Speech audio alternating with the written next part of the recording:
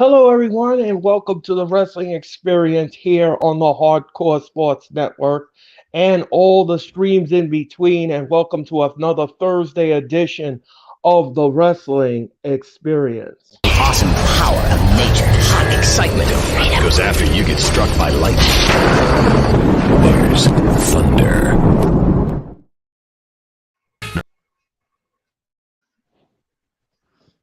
Now with the hottest show in the universe, The Wrestling Experience, with your host, Earl Cole. Acknowledge me.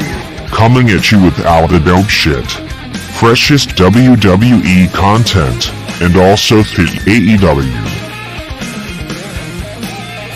You are now watching The Experience, The Wrestling Experience. Now with your host, Earl Cole.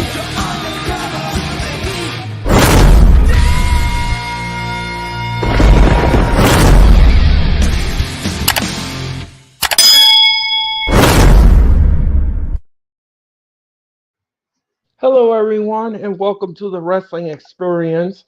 My name is Earl Cole, and happy Thursday evening to you all.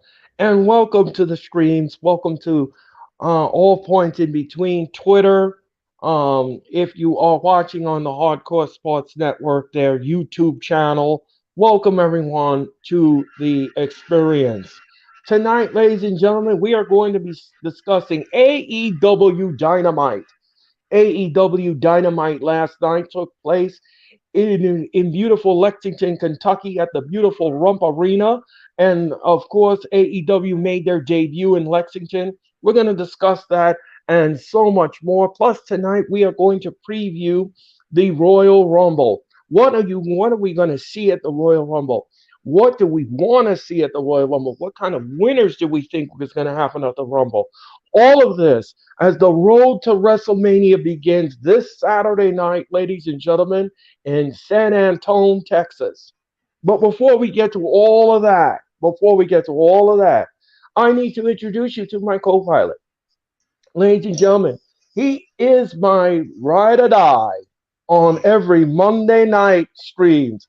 He is a passionate Giants fan. He is a passionate Mets fan. He's a passionate Nets fan because he's a whole lot of fun, because he's a whole lot of Jeffrey. And I just love him to pieces. Ladies and gentlemen, please help me welcome the one and the only, the incomparable Mr. Jeffrey Turner. Jeffrey, welcome to the Wrestling Experience. It's a pleasure to be back here, Earl. Thank you very much for having me on the Wrestling Experience. I really enjoyed my first episode that I did with yourself, Mac the Giants fan, and Mitch. And this is a very exciting time for wrestling right now as we're getting ready for arguably the most unpredictable pay-per-view of the entire WWE calendar, and also a very, very, very awesome AEW Dynamite last night. Yeah, so let me ask you something, Jeffrey. What did you make of the overall build for last night's AEW Dynamite? I mean, I thought the show put together was absolutely beautiful. I mean, I'm glad that Tony Khan was able to talk some senses into the Warner Media Productions to be able to get Mark Briscoe on the show and be able to compete against one of his brother's old rivals in Ring of Honor, and that of course is Jay Lethal. I thought that was an amazing touch towards the end of the show. I was very interested in the whole TNT build-up. The women's division is intriguing me a lot.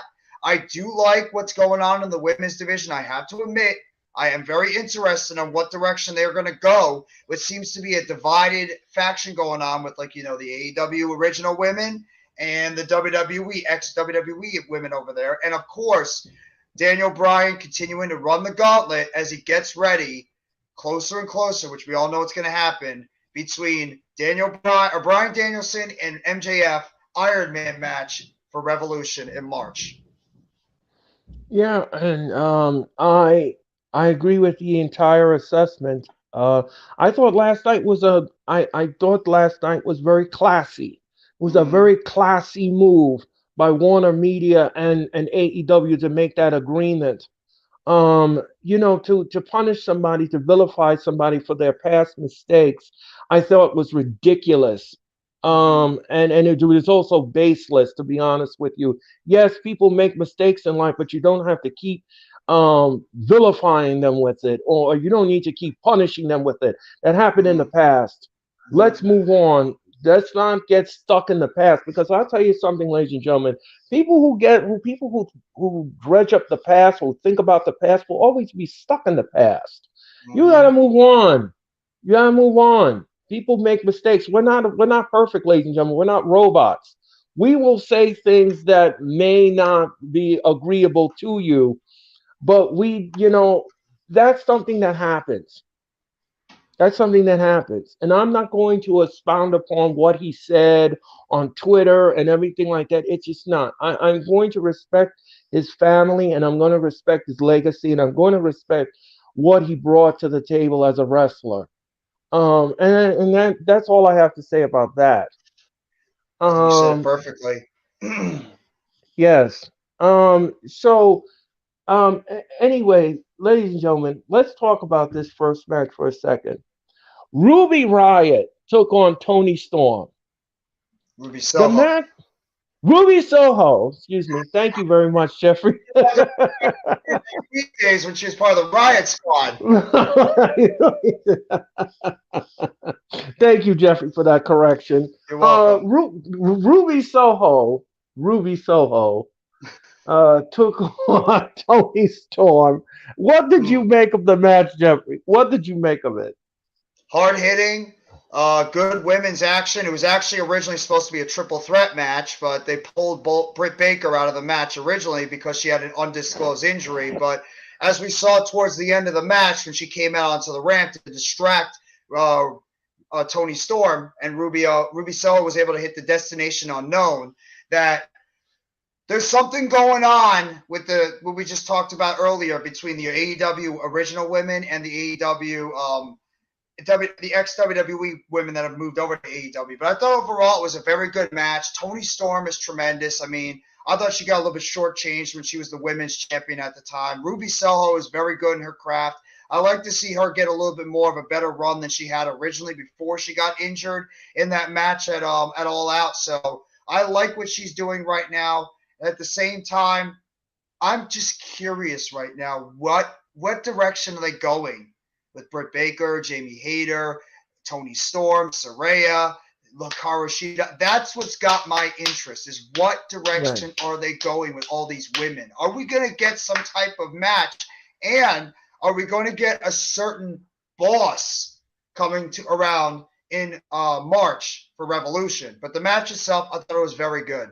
Was it one of the best women's matches? No, but it was a good overall match between Soho and between Storm. Absolutely. I agree with the assessment. I agree with the assessment. Mm. The match was great. The match was scrappy. The Mm-hmm. match was entertaining. The match was great. And yes, Dr. Brent Baker. Hold on one second, Jeff. You must do this on my show. Okay. It's a rule. When you speak of Dr. Brent Baker, DMD. Right. Don't. By the way, I have to say this too quickly, Earl. I like Tony Storm. You know when she broke her nose originally and she snuck Ruby Soho in thinking that she broke her nose like a little bit of a kayfabe thing? I did Yeah, kind of like yes. that. She had her coming Yeah. in thinking concerned and anything, and then she ended up jumping her and hitting her with a massive hip attack. That was pretty Yes. cool. That was a good Yes. job by Storm. I thought that was pretty sneaky by Storm too. Mm.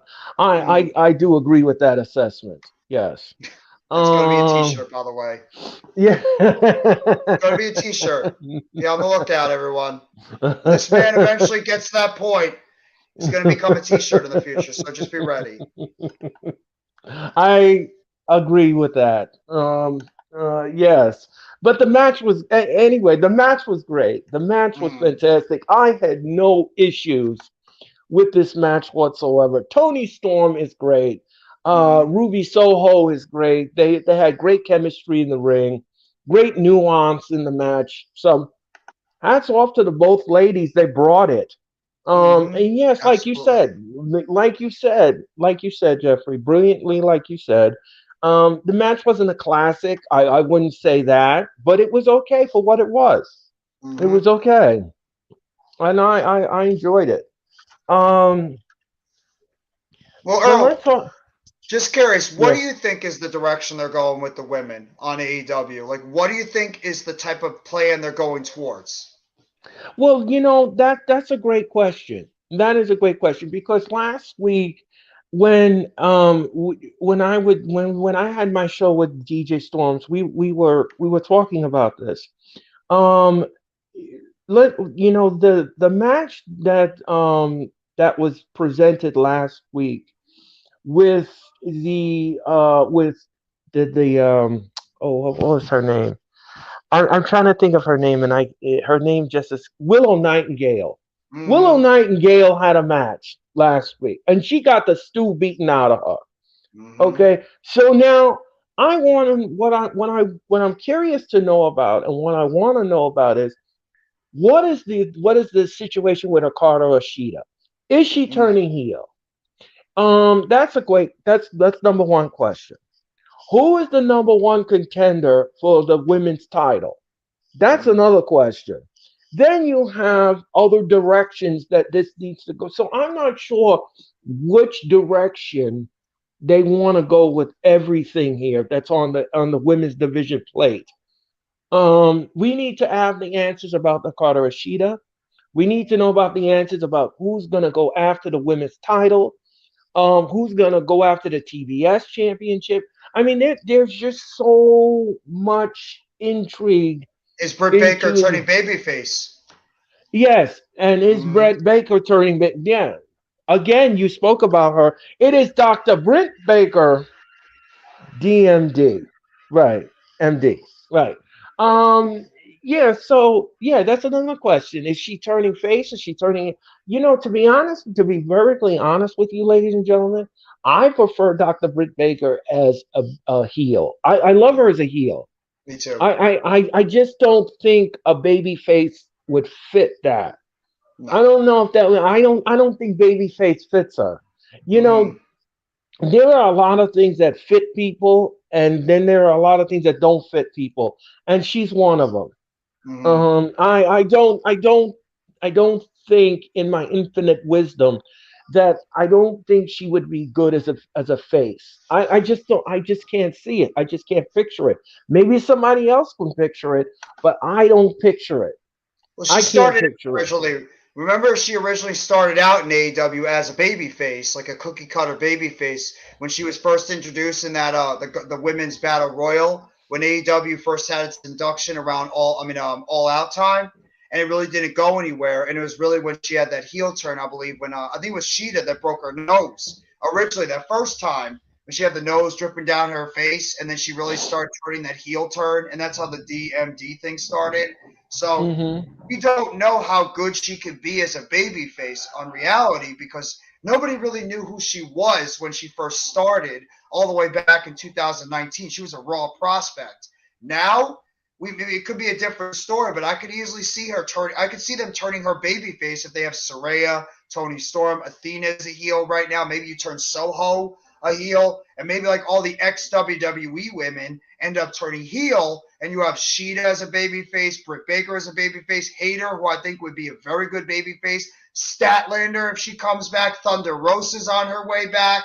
If you want to throw Anna Jay in there, maybe you break her away from Tay Conti because Conti's an ex WWE star. Anna Jay is an AEW original. So just a lot of moving parts that you got to think about too.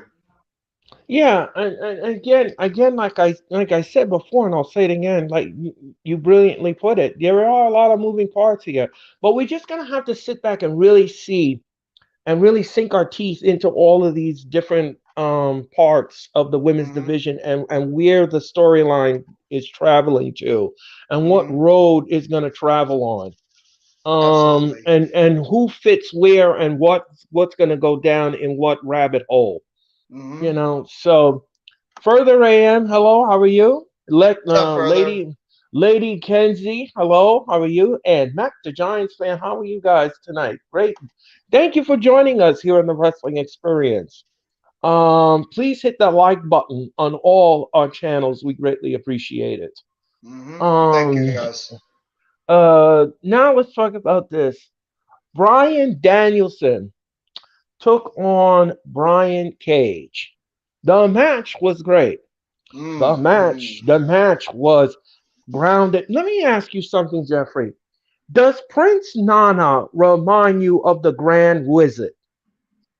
A little bit, he does. He does remind me of it a little bit, or a little bit like a Stokely Hathaway.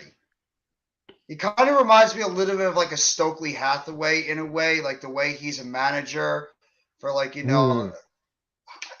the gates of agony. He's sort of like that Yes. same type of manager that Stokely Hathaway is for his group, the firm. So that's Yeah, like the first comparison I had.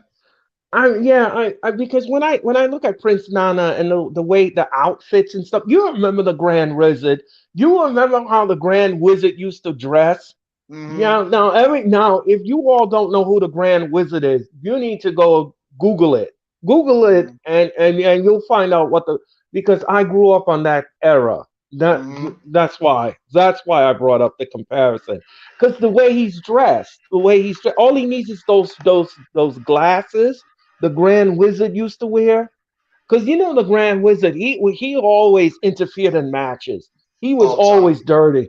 He Mm-hmm. always interfered in matches. Mm-hmm. He always had his hand dirty in the match. His Mm-hmm. hands was never clean in the match. Never. No, and that's the way I look at Prince Nana. Prince Nana reminded me of the Grand, and so I said to myself, I said today, I said, I gotta ask Jeffrey if he thinks that Prince Nana looks like the Grand Wizard. Yeah, but doesn't he Um, remind you of every typical manager though for a performer, where they're always trying to get involved to help their clients somehow get a victory? It's like yes, it's wrestling 101 with a lot of these guys and gals. They always right, try to get involved to help out their teammate. right, exactly. Um, Um, ABK and go. ABK and go, how are you? Hit that like button and subscribe to all our channels. We greatly appreciate it. I'll talk about that Um, later. yeah. Anyway, ladies and gentlemen, the match was great. The match had little nuances in it. I loved it. Brian Cage was great. He brought Mm-hmm. it to Daniel. But my biggest concern is Daniel Bryan's shoulder was destroyed in the Yes. match. Yes. Now the question is, his next opponent is going to be a man that was in NXT. And I think we all know who I'm talking about. Mm-hmm. Um, and he is a nasty wrestler, and he Mm-hmm. doesn't hold no punches. He has no filter. Mm-hmm. Um, so what's gonna happen next week if Brian it cannot go and his shoulder is further destroyed? I'm kind of concerned about that because we Revolution is around the corner, and if he wants the match with MJF and he has a bum shoulder, then how is this going to work? How is this match going to take place? Because we all know Tony Khan and the medical staff will not clear Brian if he's that badly injured, and the match could get scrapped. Um, I'm not sure what's going to happen here, but Jeffrey, what did you think of the match? Oh, this match was tremendous. I mean, Brian Cage and well, obviously we're gonna have there's more. There's a lot of news going around Brian Cage, so we have probably gonna go over that a little bit later. But the match was amazing. Brian Cage, for this man and his size to be able to maneuver around like he does and his agility is incredible. Brian Cage has been absolutely on fire lately, whether it's been for Ring of Honor as part of the Gates of Agony. He's obviously a champion right now, too. He's 1/3 of the six-man champions in the Ring of Honor right now. And also, he's Mm-hmm. just been doing a tremendous job as a one-on-one competitor. And we all know how good Bryan Danielson is. This was a classic case of big guy with incredible agility against easily one of the, if not the best technical wrestler in the game today. This was a phenomenal match. And I actually like the ending they had at it, where after the match, when Bryan Danielson was able to get the victory, that they actually played off going against the shoulder, because what is MJF all about? He wants to get any little advantage he can get to find a way to win these matches, and I love it. The fact that they hooked up Bryan Danielson's arm, threw it against the post, and try to give you that little bit of a suspicious that is he going to be able to wrestle going forward. I love it. I think it's a great way to continue the storyline. And I mean, he's going to wrestle. There's no way that Bryan Danielson is not going to continue wrestling. So I love it. I think it's good storytelling, and it's a perfect way to give Bryan Danielson that obstacle now to try to overcome it, the shoulder injury going into Revolution against, especially an Iron Man match against MJF. Now MJF has that one, advantage against Danielson because of his shoulder injury, which could limit him in an Iron Man match. I love it. It's great storytelling to me. Yeah, I agree with the entire assessment. I agree with the entire assessment of what you just said, and that was brilliantly put by you, by the way. Thank you. You're welcome. Yeah, you know what really sold it for me, Jeffrey, was when he was in the doctor's office, and the head doctor of AEW told him, you might have some scapular muscle atrophy. Yeah, You're Doc gonna Samson have, laid it on heavy. yeah, Doc Samson tried to lay it on heavy on that one. yeah, You know, these like yeah. technical terms or anything. You're like, what the hell is he talking Exactly. about? Yeah. Your scapulary, and I was like, I don't know what all of that is. I don't know what the shoulder does. All I know is it's got to be functional. That's all I know. To raise your arms and to take your shirt off and everything else, and do whatever, But when you start talking all that technical terms to me about this is twisted, and I don't know anything about. You're the doctor. I don't know anything about it. You just tell me how to get it healed, and that's it. I don't know Exactly. anything else. I don't know anything else. But anyway, I like the way Daniel Bryan had that fire and vigor in him in the doctor's office. He said he wrestled once with his shoulder completely torn off the bone, and he was just scrappy in the match. And I think this is the same. I think this is the same thing we're gonna see with Bryan. He is gonna go in there. He don't care if the arm is hanging. He's gonna go in there and he just wants to just tear through all of these soldiers. MJF keeps putting in his. Now let me tell you something, ladies and gentlemen. Next week on Dynamite, he's got this big test because he is going one on one with Timothy Thatcher. Now let me tell you all something. Timothy Thatcher is a scrapper. This man will injure you in many, many ways. He don't care if you're in pain. He don't care whether you're 100%. He don't care what you are. He will neutralize you until you say uncle or otherwise, or hang it up, or somebody throws in the towel. That's the way Timothy Thatcher wrestles. I've seen him in NXT. I know what he's like. Fight pit. I mean, the fight pit. The man lost his tooth. Okay. Toothless aggression. Yeah. That's how tough this man is. He got his teeth knocked out, blood everywhere, and he still gave you something to remember him by. He still gave you something to remember him by. Even though you knocked his teeth out, he still gave you something to remember him by. That you would never forget his name.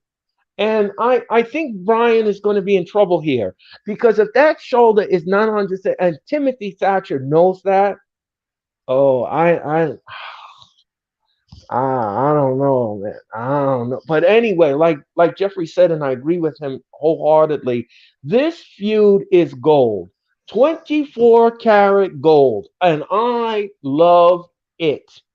I'm taking all the soup base, the meat, the potatoes, and everything else that's in it, and I'm just souping it up. I'm eating it. I'm eating it. I'm eating it. I want. References. I'm sorry. I'm sorry. I'm a whole. Somebody get this man some beef stew already. Let's go. I'm sorry, but I'm just being honest. You gotta apologize. It's all good. So anyway, ladies and gentlemen, yes. So anyway, It's A across the board from the both of us, and I loved it. Hmm. I love Great stuff. MJF. MJF Yes, is and so MJ, good. and let me tell you something. That the clapback from MJF. You know something? Let me tell you something. MJF is one of those heels that you want to reach into the TV every week, even if you're live in the audience. This is what you want to do to MJF, either on TV or live. You want to just put your hands around his neck and choke the snot out of him, because he that's the kind of heel he is. He will push your buttons I love it. to the point that you want to smack the snot out of him. I love But it. that's the way. But you have to love that. I love it. You have to love that kind of heel heat that he brings to the table, because that's what Hmm. he is. I mean, every arena he goes into, he pisses everybody off. He Love just it. pisses them off, and they Hmm. want to tear the snot out of him. They cannot Hmm. wait till he gets off the screen, off the stage, off of anywhere. They just want to get Hmm. rid of him. They just want to get rid of him. Enough of him already. Put him in the back somewhere. So that's the way MJF is. But last night, his clapback was great. This feud is great. I love the build up. I love that. It's almost like an Olive Garden dinner, ladies and gentlemen. You got the breadsticks. You got the pasta. Now they're gonna give you the sauce, ladies and gentlemen. Then the wine comes out, ladies and gentlemen. So you're getting something great here Don't forget for about your the bottom. salad. No, yeah, the salad. Yes, and the salad. So you're getting something good here, ladies and gentlemen. You're getting something for your bottom dollar that I think you're going to enjoy. This buffet is going to be great. And I can't wait to have it on I March will the say 5th. MJF to me, if it wasn't for what's going on with the Sami Zayn and the Bloodline storyline, MJF has been the best thing in wrestling this past year. I Yeah, mean, I Sami Zayn and the Bloodline has been absolutely just out of this world good. But, and we'll talk about that later, but I mean, MJF, I've not seen a person this good at his age, this good at generating heat, this good on a nightly basis with that mic in his hand than Maxwell Jacob Friedman. He's the Rock. He's like if you took the Rock and took him like 25 years ago, that's what you have right now in MJF. He's that good of a heel, and he's the type of heel you want to boo. He's the type of heel that gets the right heel heat. The natural old school heel you want to boo, you want to hate, you want to see him get his ass kicked on a nightly basis. That's exactly what wrestling needs, is that natural jackass, scared to death, but manipulative heel. And I'm glad that we have somebody like MJF because he's revitalized wrestling with the job that he's doing. Yeah, he has that prickish, I love it. heelish ways. I mean, like Tony Schiavone says, he's a prick. I love it. I love it. I love him being a prick. It's He's such just great stuff. I mean, it's just that you just want to open your hand and smack him. I That's all. That's love what it. you want to do. That's what you want to do. That's exactly what you want to do. It's so good. And like I said, I have no issues with the promo. I had no issues with it. I thought it was great. I thought the little nuances were great. I thought everything that he did was great. I thought the build up was great to the Yes. storyline.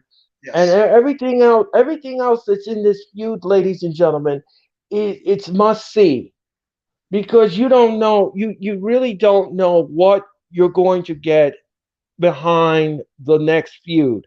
You Mm-hmm. really don't. You don't know how much heat is going to be amped up in this.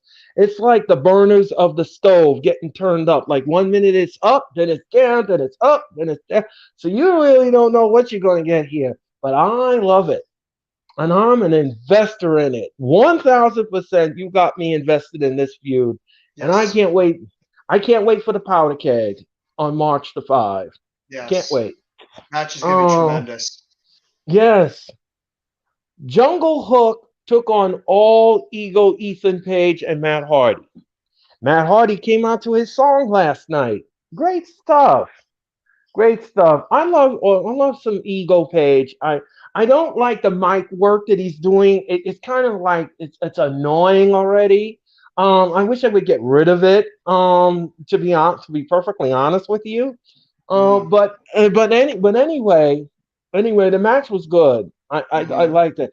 I like Jungle Boy and I like Hook together. I think they work well together as a tag team. I thought that was great. The Mm-hmm. chemistry in the ring was great. So Mm-hmm. the match was good. The match was I thought it was okay. Jeffrey, what did you think? I mean, the match itself was fine for what it was. These guys are all very talented wrestlers. I just don't get the whole. I don't watch Dark anymore, AEW Dark, so I'm not sure what's going on there. But I don't get this whole Matt Hardy and ego Ethan Page type deal where he's like he's like has all his move sets, like his music, he like controls everything involving Matt Hardy. I just don't get it. Plus, the guys that I'm most intrigued about, obviously Mark Quinn is injured right now, but can we please get Private Party back on television? They are so good, and it's like they're being wasted right now. I see Isaiah Cassidy, and I'm like, please get this guy in the ring. He and his partner Mark Quinn are AEW originals that were lighting it up all the way back when AEW first started. Can we please get these two guys into something meaningful? The match itself was fine. I like Hook. He's really got no direction right now, but I like Hook in terms of his in-ring ability. And Jungle Boy, this guy has got the ability to be a top baby face going forward. But I really think he's somewhat in nowhere land because of the fact that Christian's injured right now and that storyline is sort of incomplete, and we don't know when Christian's going to make his way back on television because we saw what happened at Full Gear where Jungle Boy and Luchasaurus had that incredible steel cage match, and then it's just sort Right. of he's sort of just like in the middle of nowhere. But at the same time, I just want to have some direction with all these guys. It was a good match for what it is, but it seems like that all these guys right now are directionless right now, unless you plan on having unless you're planning on having Luchasaurus and Hook be a tag team for now until Christian makes his way back into the fold, and then you could restart that Jungle Boy and Christian feud, maybe at Double or Nothing or something. So it was a good match, but just give me some clarity, especially with this whole Matt Hardy and Ethan Page thing. I don't really love that. I gotta be honest, I'm not a big fan of it. Yeah, I agree with the entire assessment. I agree. All of the men in this match are directionless right now. Yes. There is no point of return. There's no feud going on. There's no nothing. So they created this tag team, and the thing is with Ethan Page and Matt Hardy here, um, he owns the contract. He owns him, and I think that that's getting played out immediately. Yeah, silly. Yeah, it really is silly, and the mic work is silly. I'm getting a little weary of the Yeah. whole thing. It's And starting to Ethan get Page is weary. great too. He's great. Yes, yes, and he needs some direction. He needs to have a spotlight match. He needs Hmm. to be put into something other than this. Yeah, Other than he this. was. He was for a while. He had that. Remember, he was involved in that tournament where he went up against Ricky Starks to find out who was going to Yes, face MJF at a Winter's Coming. He actually felt like he had direction, and after he lost the finals match against Ricky Starks, it just seems like he's gone nowhere. He's just like all over I the place. So I mean, I want to see him have some potential direction. I think what needs to happen here. You want It's me to be okay. perfectly honest? Um, um, I think what needs to happen here is that they need to reform Men of the Year. Yeah. They need to bring back that, and then that man Dan Lambert. Bring those people back because that was great chemistry on television, and let them fight for the AEW tag team titles. I think that would be a great idea. I think that Or would be a reform the fantastic. North. Of Reform the reform North. that one of the two. One of Josh the two. Alexander's killing it though. I can't blame Alexander. He's killing it right now in Impact, but they were such a phenomenal tag team. A lot of fans talked about wanting to see a dream match between the North and FTR. That was one of the big dream matches. We never got it though because Ethan Page ended up signing with AEW, and I actually was never a big fan of Ethan Page at first. I thought he was a little bit overrated, but the more I watched this guy, the more I became a fan of him as we kept going. But just as like a selfish thing, I'd love to see the North versus FTR. If FTR remains in AEW going forward, and we don't know that. They could actually end up going back to the East, so we'll have to wait and see. Right. Hey, Danny. Danny, how are you? How's it going? Hit the like button. Thank you. And subscribe to all our channels. We greatly appreciate it. Absolutely. So yeah, I agree with you. I think that all of these men need direction. Yeah. They need direction. And I think once Christian comes back, I think that they need to reignite that feud with Luchasaurus and Christian. I think that needs to be reunited. As far as Hook is concerned, he needs to go in a better direction. Yes. I want to see Hook. I want to see Hook in a match where he has some match where it has some kind of meaning to it. Some caliber type wrestling. Like I would like to see here's something I would like to see. I would like to see Hook at Adam Cole. That would be fun. I would have no problem with that one. He's a tag team guy right now. He's been tagging with Danhausen, and now he's tagging with Jungle Boy. I'd love to see Hook get a run on his own. Yeah, that's what I want, and I think the match with him and Adam Cole would be fantastic. Absolutely. I wouldn't have an issue with it whatsoever. Yeah. Adam Cole needs an opponent. You can obviously tell they're teasing him right now for making his wrestling in-ring return at Revolution. So he's going to need an opponent at that pay-per-view. Maybe it's somebody like Hook. That's what I said. Yeah. There you go. There's your answer. You have a flooded roster that could potentially face Adam Cole that I think a lot of us will not complain. If it's Adam Cole versus Ethan Page, Adam Cole versus Darby Allin, Adam Cole versus Jungle Boy, Adam Cole versus Hangman Page, Adam Cole versus Pac, Adam Cole versus anybody on that roster, I think will not complain. Adam Cole and Penta. Yes. Yeah. Oh my God. Yeah. Oh my God. I mean, Adam Cole and Penta. Who's gonna sneeze at that? Who's gonna complain about Phoenix? That? Right. Right. Oh, it's coming, Mitch. By the way, shout out to Mitch and DJ Storms too for doing their show as well. So shout out to you guys. Shout out to you guys. Yeah. So I agree with the assessment. Mm-hmm. I agree. I love it. Yeah, I love it. Yeah, I think it'd be tremendous. I just want to see.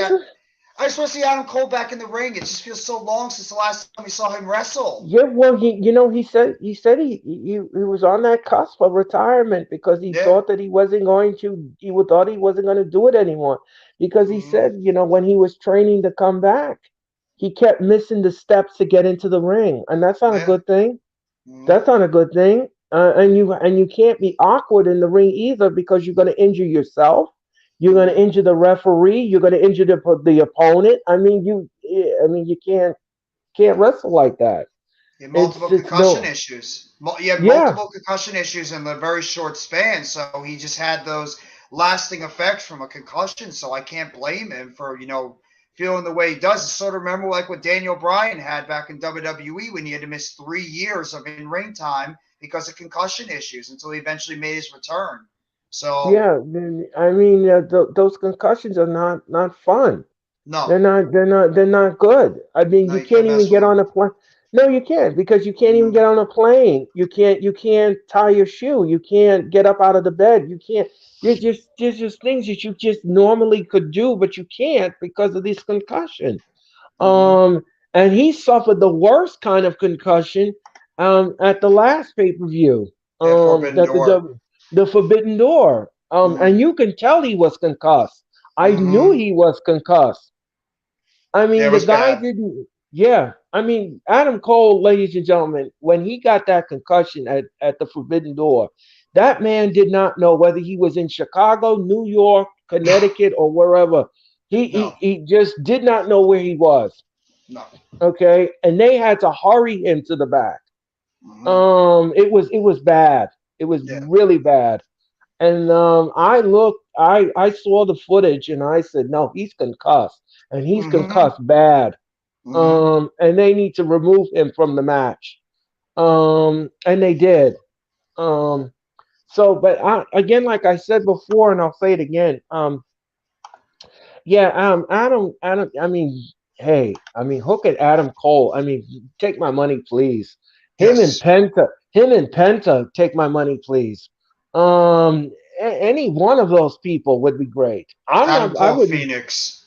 Take Adam Cole and Phoenix. Adam Cole and Ray Phoenix would destroy the entire damn stadium arena. Let me tell you something. Let me tell you something.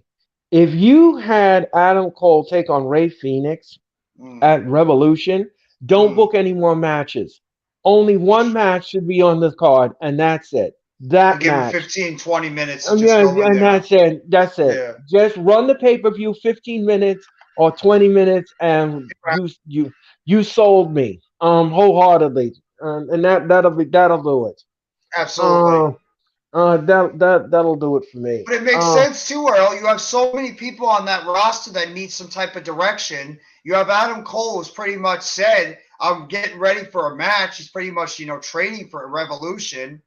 You got a whole bunch of guys on that roster that would do anything to face an Adam Cole. Book it. Yeah, Book it. exactly, exactly. Let's talk about this match. Well, actually, let's talk about this segment because this segment was just really. I thought it was ridiculous. I think I know which one you're talking about. I thought I think Therapy one. the family therapy. No, Yeah.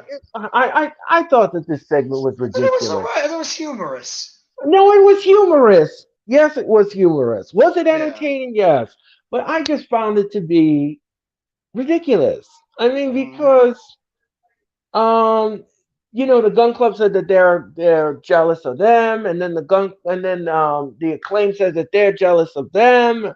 And I don't know where this is going, but all I know is that the gun club want a tag team title match, and I Hmm. think we're going to get this at Revolution. Hmm. I think that this is the road that they're going to be traveling on. And I Heel think turn. Yep, and I think that this is the night that the father will get his turn on the acclaim. Hmm. I agree. And I think, ladies and gentlemen, I smell a title change. Me too. Uh, yep, It makes sense. It makes sense to Daddy. do a title Yep, change. yep. Daddy will screw the acclaim. He will walk into the sunset with his sons, and they will be holding the brand new AEW Tag Team titles. Yep, Makes sense. I smell it a mile away. You could even tell they were teasing it ever so slightly during that segment that it looks like that he's eventually going to turn on the acclaimed. And it makes sense. The Ass Boys can use their father back. Why not turn on why the acclaimed don't need him? As much as we all love Scissor Me Daddy Ass as a catchphrase, at this point the acclaimed are as over it can be. And can you Right. imagine the heat that Billy Gunn and the Ass Boys are going to get if Billy Gunn turns on the acclaimed at Revolution and it ends up costing the acclaimed their tag team titles? Plus, the acclaimed could go back to chasing the Ass Boys for those Yes. championships. I think it'd be great. I I'd love it. I Set up for I All get Out. I get I agree the assessment. I Mm-hmm. agree. I'm not going to argue with that thought at all. Um, but like I said, ladies and gentlemen, I think that this is the road that they're going to travel on. Me I too. think this is the road they're going to travel on. Mm-hmm. And I just smell a screw job. And the next night on Dynamite, they are going to demand an answer. And I think that we'll get an answer, but the answer will not come in a form of verbal. It'll be coming as a beating. Hmm. So Hmm. I think that's the way they're gonna go with this. Me I have too. a funny feeling this is the way they're gonna go with this. I But love I it. wouldn't. I love it. I mean, I wouldn't mind it. I mean, that's wrestling, ladies and gentlemen. That's what happens. Keep your enemies close, and your what is it? What's that saying? Keep your enemies Keep your closer friends and close. Keep your friends closer. close. Keep your enemies closer. Exactly. There you go. There you go. That's that kind of booking we're gonna get. Yep. Yeah. And I think it's going to Um. be an awesome payoff in the end. And then you could have the Ass Boys have a nice little run. If they end up getting Mm, the titles at Revolution, they could hmm maybe have a match against somebody else at Double or Nothing, and then you could have that eventual rematch between the Ass Boys and the Acclaimed at All Out. Unless you want to do the rematch at Double or Nothing, you could maybe have them have a short title reign. But usually, what AEW does, they don't like doing short title reigns. Besides one title, we'll get to Right. that. But I think that it would be really cool, and I think the Acclaim are just going to get even more and more and more over as the time goes.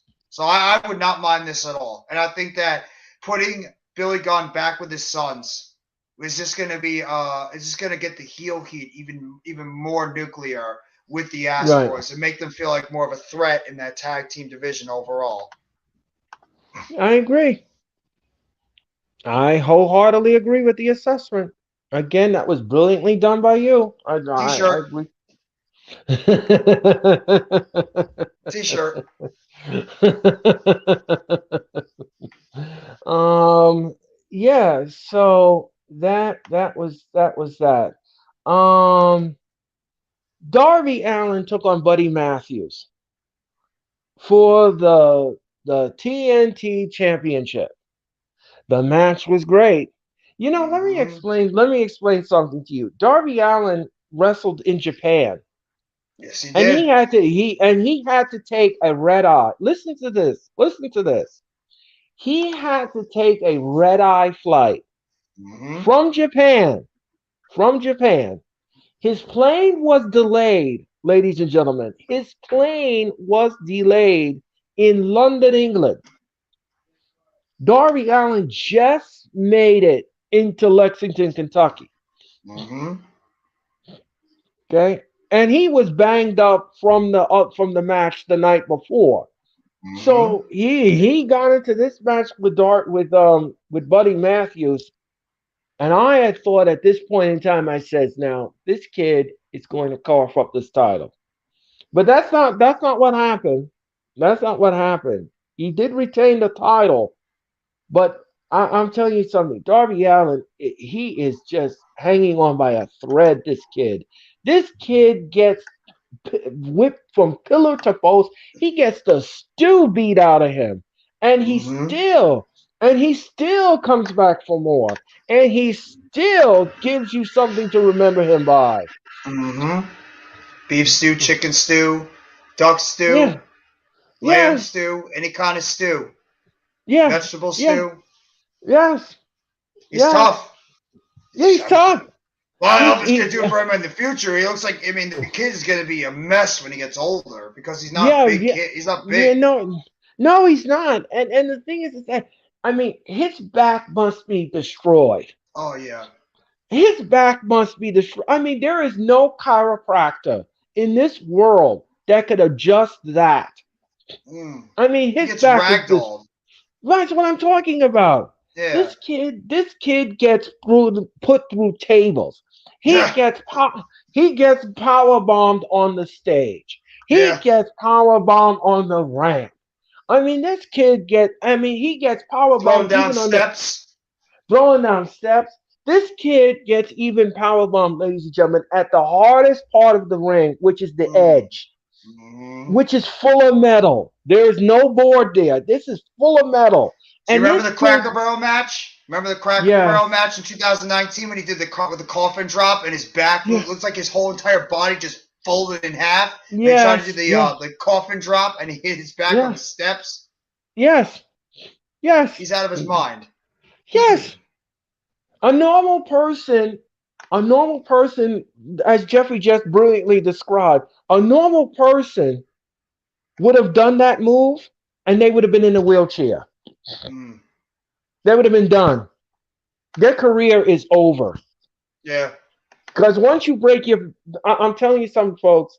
Once you mess up your spine and your back, you are done. You're cooked because you just opened a ALT. can. You just opened a can of worms, ladies and gentlemen. You just opened a whole can of worms for you to get arthritis, spinal stenosis. Mm-hmm. Um, um, the list is endless. Bulging disc. D- yeah. And let me tell you something. When bulging discs pop out and you get a spasm, oh, forget it, forget Yeah. it, forget it. Remember in You, 2020 when he did that move up the ladder on the skateboard and he effed up his yeah, ankle? And then yeah, Brian Cage just mm, chucked him into the announce table yes, later on during that ladder match? He's out of yes. his mind. Yes, she is. I mean, when I'm telling you, folks, I'm telling you, I'm not lying to you when I say this. When I watch a Darby Allin match, I'm doing this. Yeah. I'm literally doing this because I, I, I don't want to see him get really bad where they have to stretch him out and he can't come back out. Um, I'm nervous for him. I'm nervous. Mm-hmm. But again, like I said before, the match was great. Yeah. The match was scrappy. The both men brought it. Uh, you know, Julia Hart again. She tried her best to interfere in the match. It didn't work. The Yeah. lights went out. It didn't work. Nothing worked that they tried. The House of Black is dangerous, and I think that the House of Black right now, to be honest with you folks, they need to go in a program with Penta and them, and I think that they need to tear the house down again. I Disagree. would. Quick Oh, disagreement. They need to go into a program with the elite. Get them into a oh, program for the oh. trios Okay. titles. Oh, Get them in a okay. program. Okay. They're too good to be wasted. They get him in a program with the elite for those titles. They need to be in a Okay. featured program, Okay. especially Uh, Malachi. okay. All right. I. I'm gonna. I know when I'm licked. I will get Well, off no, the stage. I like your idea with the Death Triangle, but the elite need opponents for those trios titles. And No, no, who really no, comes to no, mind no. besides the you know the No, they should be there. I mean, let's just be no, real. no, no. I again, I agree with your assessment, and again, like I said, you know, I'm the young apprentice here, ladies and gentlemen, and I just, No, no. and I looked in the cauldron, even though I've been a fan for almost 3 decades, but still, ladies and gentlemen, I mean, you look in the cauldron and you look and you say, well, this fits this and this fits that. But then there are some times when you have a guest like Jeffrey who has a brilliant mind for wrestling, ladies and gentlemen, No, no. that you just have to bow. You just have to just bow to and say great booking, and that's it. And that is it. And The only reason that's why I brought it up is because think about the trios right now in AEW. Because we already seen the Elite and the Death Triangle battle 7 straight times. Who do you right, really want? Who do you think is another viable trio that could have a good match or be a good opponent for the Elite? Because they need opponents right now, maybe leading into Revolution for those trios titles. And the one that comes to mind immediately is the House of Black. They're the only really right, well put together trios team overall. I mean, who else can you think of that is really like in that trios department that could be a top of the, you know, you could maybe say the Gates of Agony, but they're a Ring of Honor team. So you right. got to think about that. No, What's but going on, again, Elijah? hi Elijah, how will you hit that like button and please subscribe to all our channels? We greatly appreciate it. Um, Thank you. What's going on, Bobby? Bobby, I'm not a hey legend, but Bobby. thank you. Yeah, he is. He is Bobby. He is a legend. Yes, he's becoming a great asset here at the Hardcore Sports Network. Um, so, ladies and gentlemen, before we continue, Ladies and gentlemen, before we continue, I want to welcome you to the Hardcore Sports Network. And of course, this is Jeffrey Turnip. We are broadcasting on Jeffrey's channel, my channel, and of course, the Hardcore Sports Network channel. Follow them on Twitch at Thank you, Hardcore Bobby. Sports One. Follow them on Instagram Thank at you. Hardcore Sports. And follow them on Twitter at Hardcore Sports N. And hit that like button. Hit the like button on Jeffrey's channel. Hit the like button on my channel. And hit the like button and hit that like button on the Hardcore Sports Network. We greatly appreciate it because if you don't, I will instruct Jeffrey to give you the sleeper hold. And you don't want and you don't want that. You just don't you don't want it. You just You want don't. the Buddha Doom. Oh yes, yes. And if you survive that, then you will get the Buddha too. Yes. And you don't Buddha want Doom! no yes. And you don't want none of that. No. Mm, No. you don't want none of it. So, ladies and gentlemen, we are up to the main event. This was tremendous. And this was tremendous. Yes. This was a classy move by Tony Khan and company. Mm-hmm. Ladies and gentlemen, Mark Briscoe took on Jay Lethal. Now, let me tell you something. Before the match began, we saw Jay Lethal kayfabe was crying in the ring. He Mm-hmm. literally had emotion dripping all over him. And the crowd really and truly was respectful of this match. They did not text, they did not do anything. They just watched this match intently. The crowd in Lexington, Kentucky, ladies and gentlemen, was so respectful of this match. It was absolutely a classy thing, not only for the wrestlers in the ring, not only for Yes. the fans, not only for the fans that were in attendance, not only for the fans that were there, but the both wrestlers in the ring and Tony Khan on Gorilla. He Mm-hmm. really and truly did a phenomenal job with this classy move. Yes. And this match was spotless. This match was fantastic. I loved it. Mm-hmm. From soup to nuts, to beginning to end. And like Jeffrey said, when he went up that ramp and he had the two title belts and he held it up in the air with the entire AEW staff on the stage, it was absolutely fabulous. Yes. I love this moment. This was the best AEW moment of all time in this company.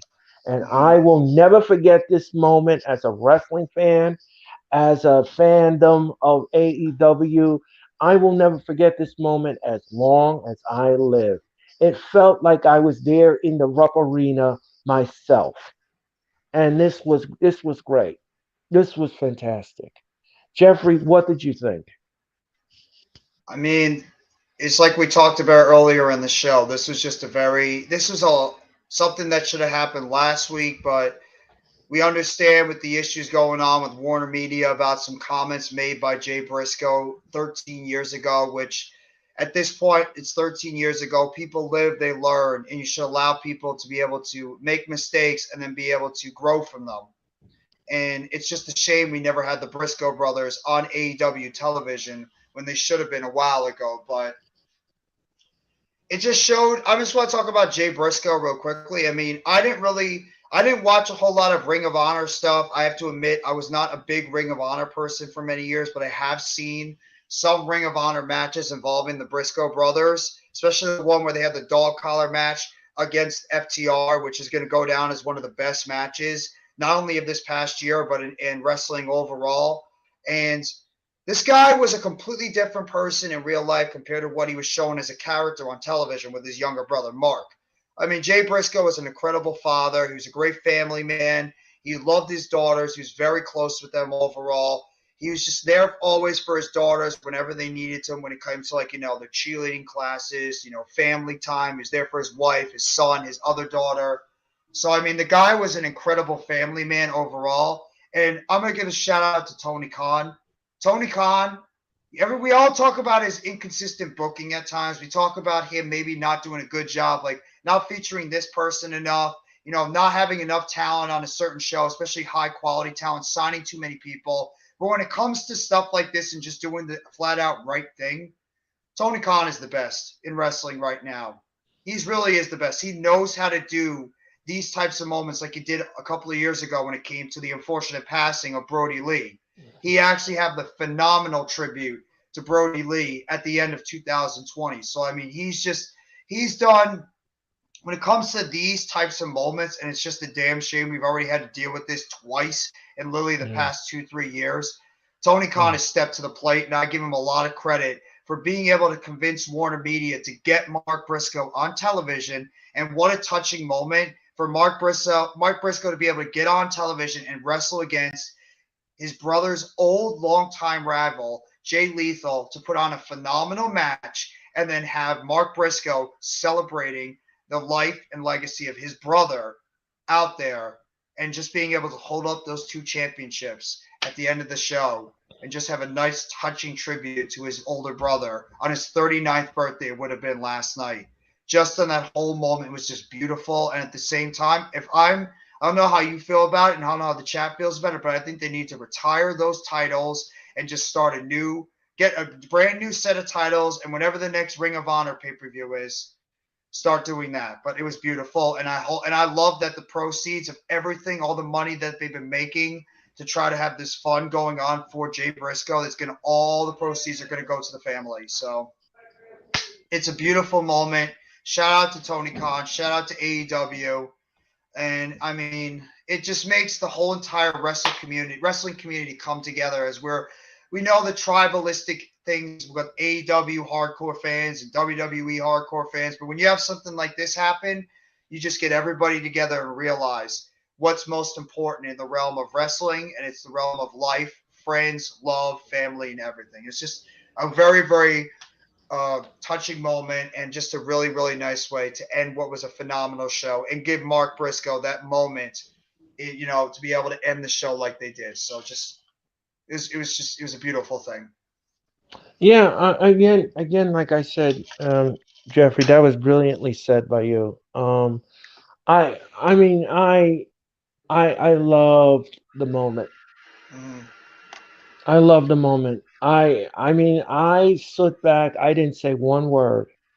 I just took the entire process and took it in. Mm-hmm. And I I just it was a great moment. It was one of those feel good moments that you will never forget. Absolutely. Thank you further. We appreciate it. Thank you. Yeah, this was one of those moments where you you wish you wish it wouldn't have happened. You wish you didn't have to do this. And again, like I said before, classy move, Yes. very classy by Tony Khan. And like Mm-hmm. you said, Jeffrey, brilliantly. I mean, when we did that with Brody Lee, he did it brilliantly with the video package and everything. And this was the same thing. Very classy, very tastefully done. Not overbooked, not overscripted, not anything. Just raw emotion from Mm-hmm. everyone, and it was great. It was great. And it's just a AEW got shout. it. It's a shout out to Tony Khan, because we know how the Warner Media people are. They're very pungent when it came to that whole thing that happened 13 years ago. That's why we never saw the Briscoes on television when they should have been on there. They should be under AEW contracts But when that but before that moment happened. And I just give Tony Khan so much credit that he continued to try to go out there and say the right thing to do is get Mark Briscoe on television and let him go out there and just be able to do what he loves to do and pay tribute to his older brother in this type of moment. And shout out to Tony Khan. The dude is going to do everything he can as well to make sure that he takes care of that entire Briscoe family. It's a beautiful thing. yeah, and again, like I said before, and I'll say it again, Jeffrey.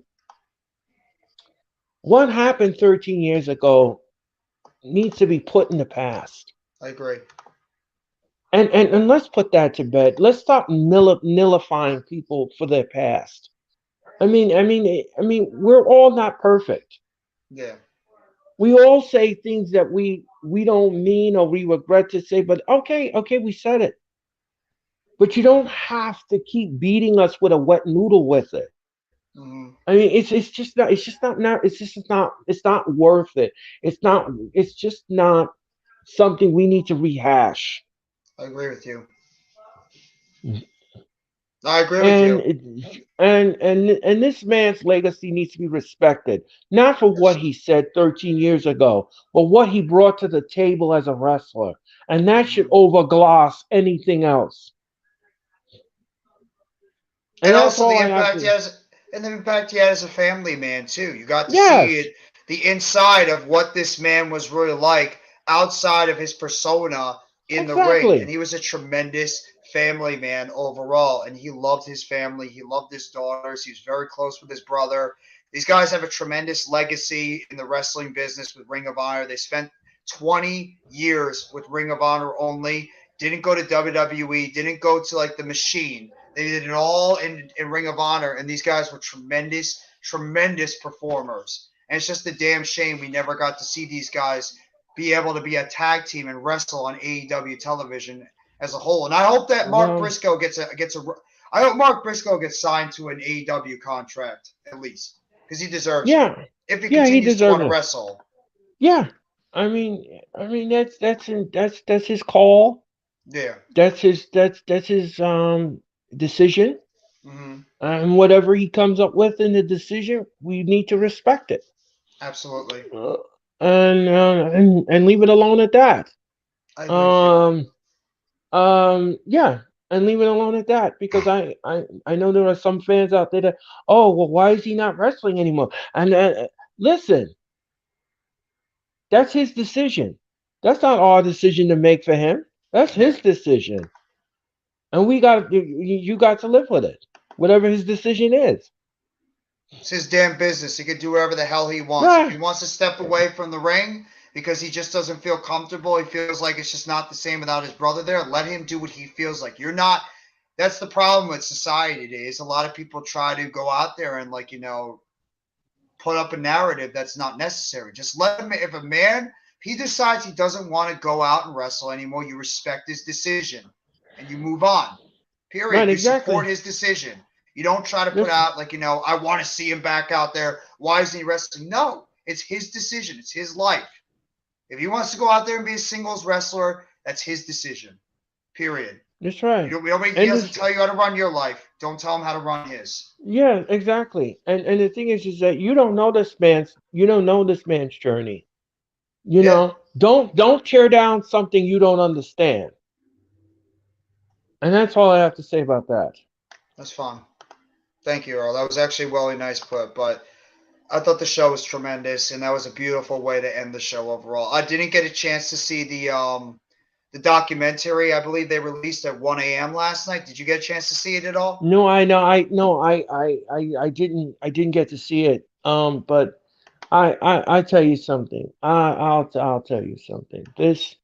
This again, like Jeffrey said, this was absolutely great. AEW Dynamite was fantastic last night. Yeah, Emotional Raw show, great debut in Lexington, Kentucky. The fans were treated to something great, and I applaud Tony Khan and the AEW family staff. Great absolutely. stuff. Great stuff. Absolutely. AEW's been Um, clicking on all cylinders lately too. They've been putting on great shows over the past few weeks. They've gotten off yes, to a strong 2023 after a very very tumultuous, especially end of 2022. They've been off to a good yes, start. So yes, good, they beautiful have. to see. Yes, exactly. All right, ladies and gentlemen, we're gonna go from the good to the subliminal to the sublime. Ladies and gentlemen, we're gonna go to WWE country. Now, let me explain something to you all. For the past 6 months, WWE has been cheered on by their critics Hmm. and everyone alike because they revamped the WWE. Triple H, Stephanie, and Tony Khan revamped the WWE. Nick Khan, They Nick Khan. Nick Khan, excuse me, pardon me.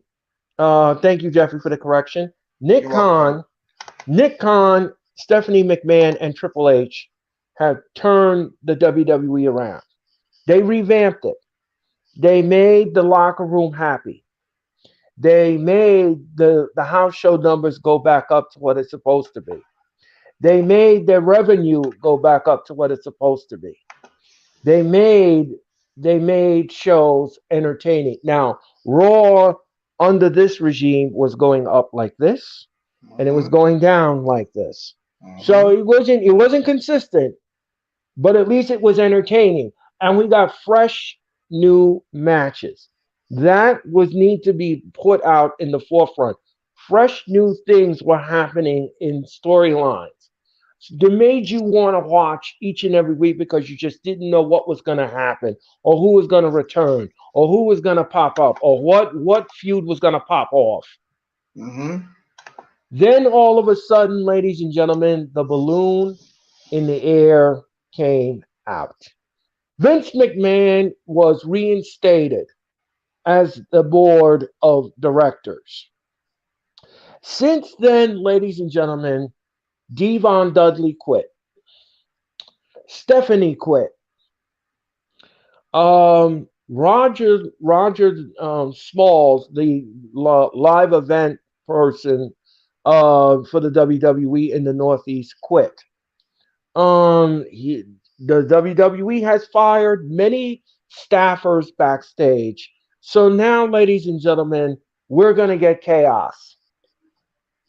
Vince McMahon has ruined what Triple H is built for 6 months.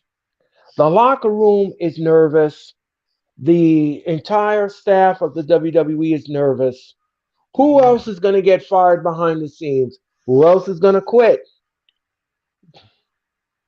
What Triple H was trying to establish was good morale in the locker room and behind the scenes. Can't do that anymore because Vince McMahon is here. So, ladies and gentlemen, with all of that being said, a tumultuous WWE will present to you the Royal Rumble 2023 this Saturday night. Now, I don't want the WWE to come out on TV or pay per view, excuse me, and say that the Royal Rumble is sold out. The Royal Rumble is not sold out. There are fans who have resold their tickets. There are so many empty seats in the Alamo Dome.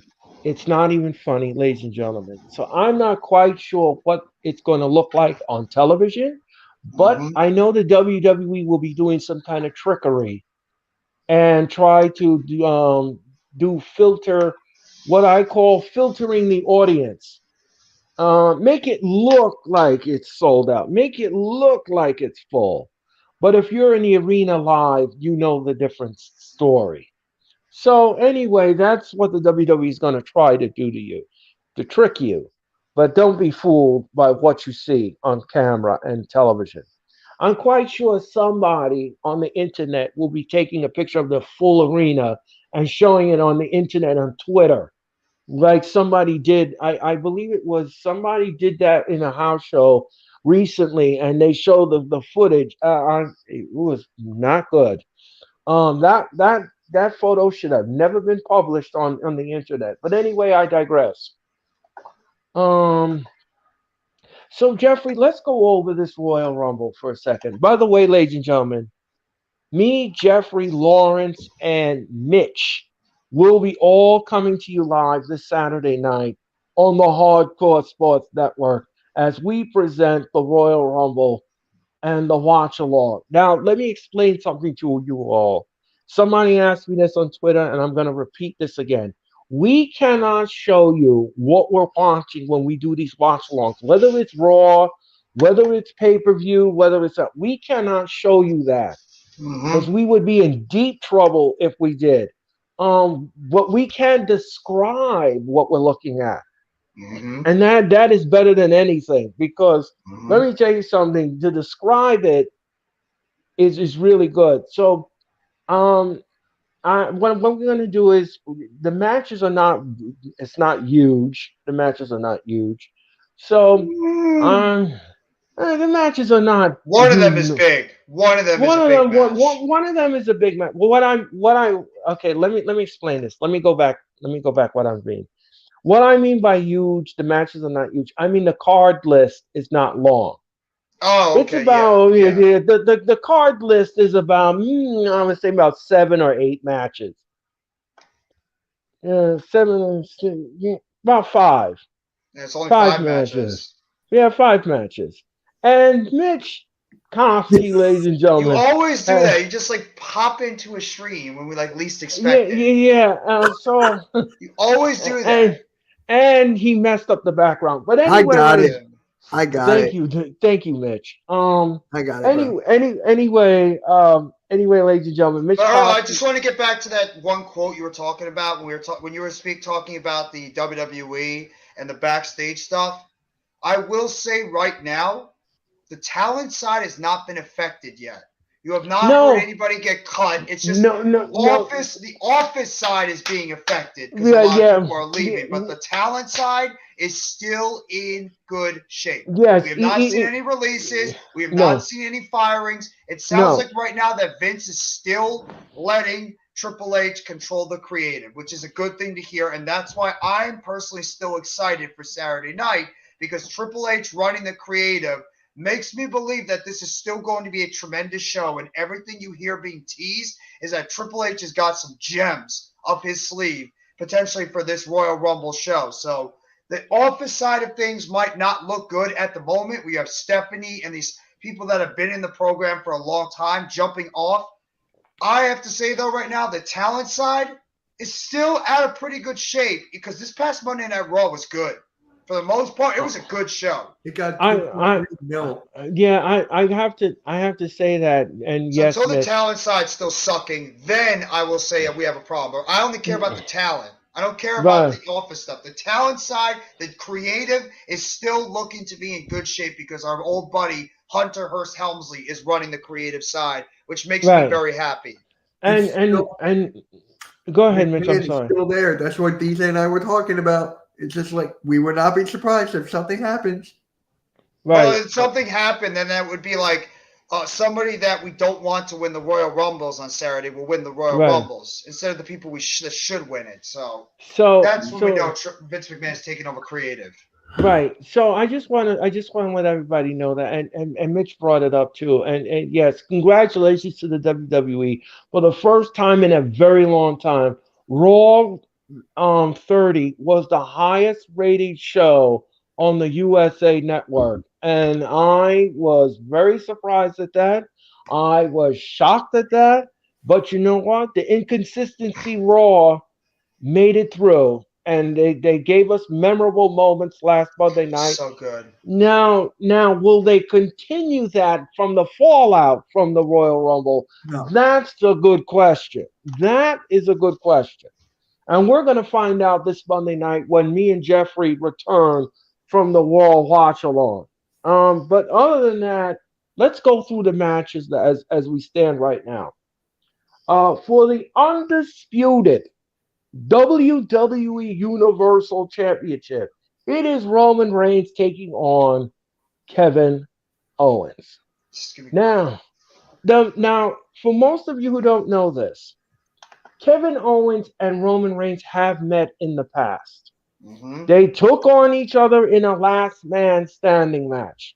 Now, Kevin Owens was about to win the match when Roman Reigns pulled the referee and made the referee hit his head on the light post backstage and knocked the referee out.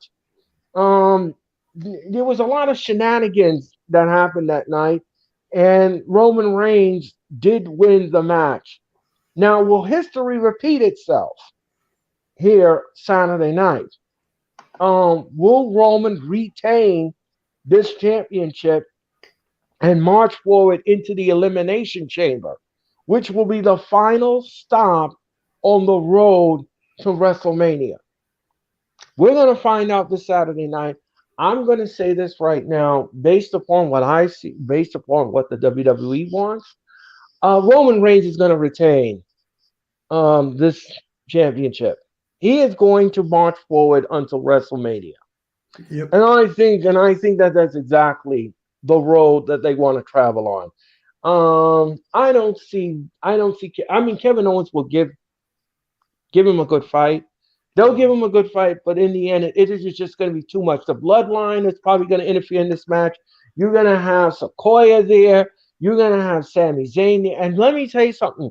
Sami Zayn is going to be the most important factor in this match because this is Mm-hmm. his final test for Roman. If he screws Roman and screws Roman out of the title, I do not want to be Sami Zayn. So Sami Zayn better know which side his bread is buttered on here, and he better know it very quickly. Um, what do you guys think? I mean, I personally think that you just hit the nail on the head. It's not about Kevin Owens, which is the funny part about it. This is all about Sami Zayn. And where does Sami Zayn's allegiance really lie? I know they had the trial of Sami Zayn, which was so good this past Monday. That segment alone was worth the price of watching Monday Night Raw. That was a phenomenal segment on Monday night. But Right, what is Sami Zayn's ultimate allegiance? And you have to figure that Sami Zayn is going to have some type of factor in the conclusion of this matchup. Is he going to? The final test might be Roman Reigns might say, I want you to take out Kevin Owens. I want you to finish off Kevin Owens. I want him out of here for good. And that's what's really going to test Sami Zayn's true allegiance. Is he going to listen to what Roman Reigns has to say and take out his former best friend? Or is he eventually going to go against what Roman Reigns says and try? I don't think it's going to cost him, but try or do something that's almost going to cost Roman Reigns the WWE Universal Championship. So that's the whole big story about this, because it's not about Kevin Owens. Kevin Owens is not going to win this match. I don't think anybody expects Kevin Owens to win this match. It's really just about what is Sami Zayn going to do. And right. also, it might play a factor on what happens with him during the Royal Rumble, we're assuming later in the night. So that's the biggest storyline of this entire match, is if Sami is out there and if Roman Reigns' last test he wants from Sami Zayn is to take out Kevin Owens for good, what is Sami Zayn ultimately going to do? And it's going to be a fascinating thing to see. But this is going to be a phenomenal match. I have big expectations for Owens and Roman Reigns. I think they're going to tear the goddamn house down in the Alamo Dome this Saturday. Mitch, what do you think? So DJ and I talked about this. We think it's going to start the Royal Rumble. We think it's going to be the first match. And we both agreed that Sami Zayn's going to help Roman. That we said that he's going to help him. And then down at the Rumble, that's when it's going to click. That is when something's going to happen. So with that being said, it comes down to what Sami Zayn wants. It comes down to what he does. And it's just amazing how this match, this title match, goes to someone. It's about someone that's not even in the match. Let's just think about that. Perfect storytelling of all 2022, early 2023. And I Right. said this. Sami Zayn is my superstar of the year of 2022. Mm-hmm. I don't know how you guys feel about No, that. I don't disagree. I The don't. I Bloodline don't Sami agree. Zayn stuff has been phenomenal. I don't know. I don't agree.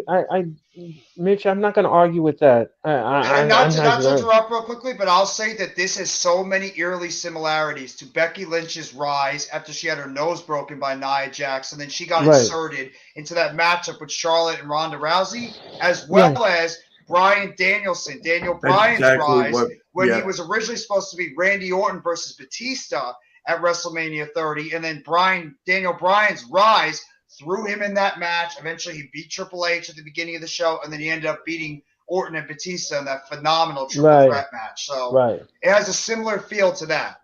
But go ahead, Mitch. Yeah. Yep. Basically all I said right there. So it comes down to Sami Zayn. Yeah. Again, like I said before, and I'll say it again. We did. he's going to be the wild. He's going to be the dark horse in this Can't match. wait.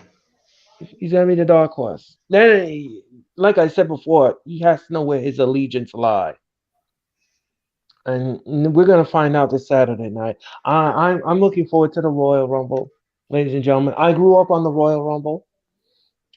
This is the road to WrestleMania. This begins the road to WrestleMania. It's the best And pay-per-view of the year. Best uh, pay-per-view uh, of the year, in my opinion. yeah, it is. It is. If it's built correctly and it's booked correctly, it There's can no be. build for this Rumble, though. No, there isn't. There is no build for this Royal Rumble, and we're not sure what we're going to get in this Rumble. We're That's not why sure. I love it. I love it. I don't know what to get, and I actually love the unpredictability because we have no idea what is coming in this Royal Rumble, and I'm actually excited for it. I don't want to know predictability on this one. I want to be genuinely surprised. So when the spoil, I am not going to look at anything involving wrestling on Saturday. I'm going to shut off social media. I'm shutting off every wrestling site. I want to be genuinely surprised when we are streaming on Saturday night and those Rumble matches are going on, and we are just like, holy, you know what? This person just showed up. Like, that's what I want. So Yeah, this is what I'm going to do.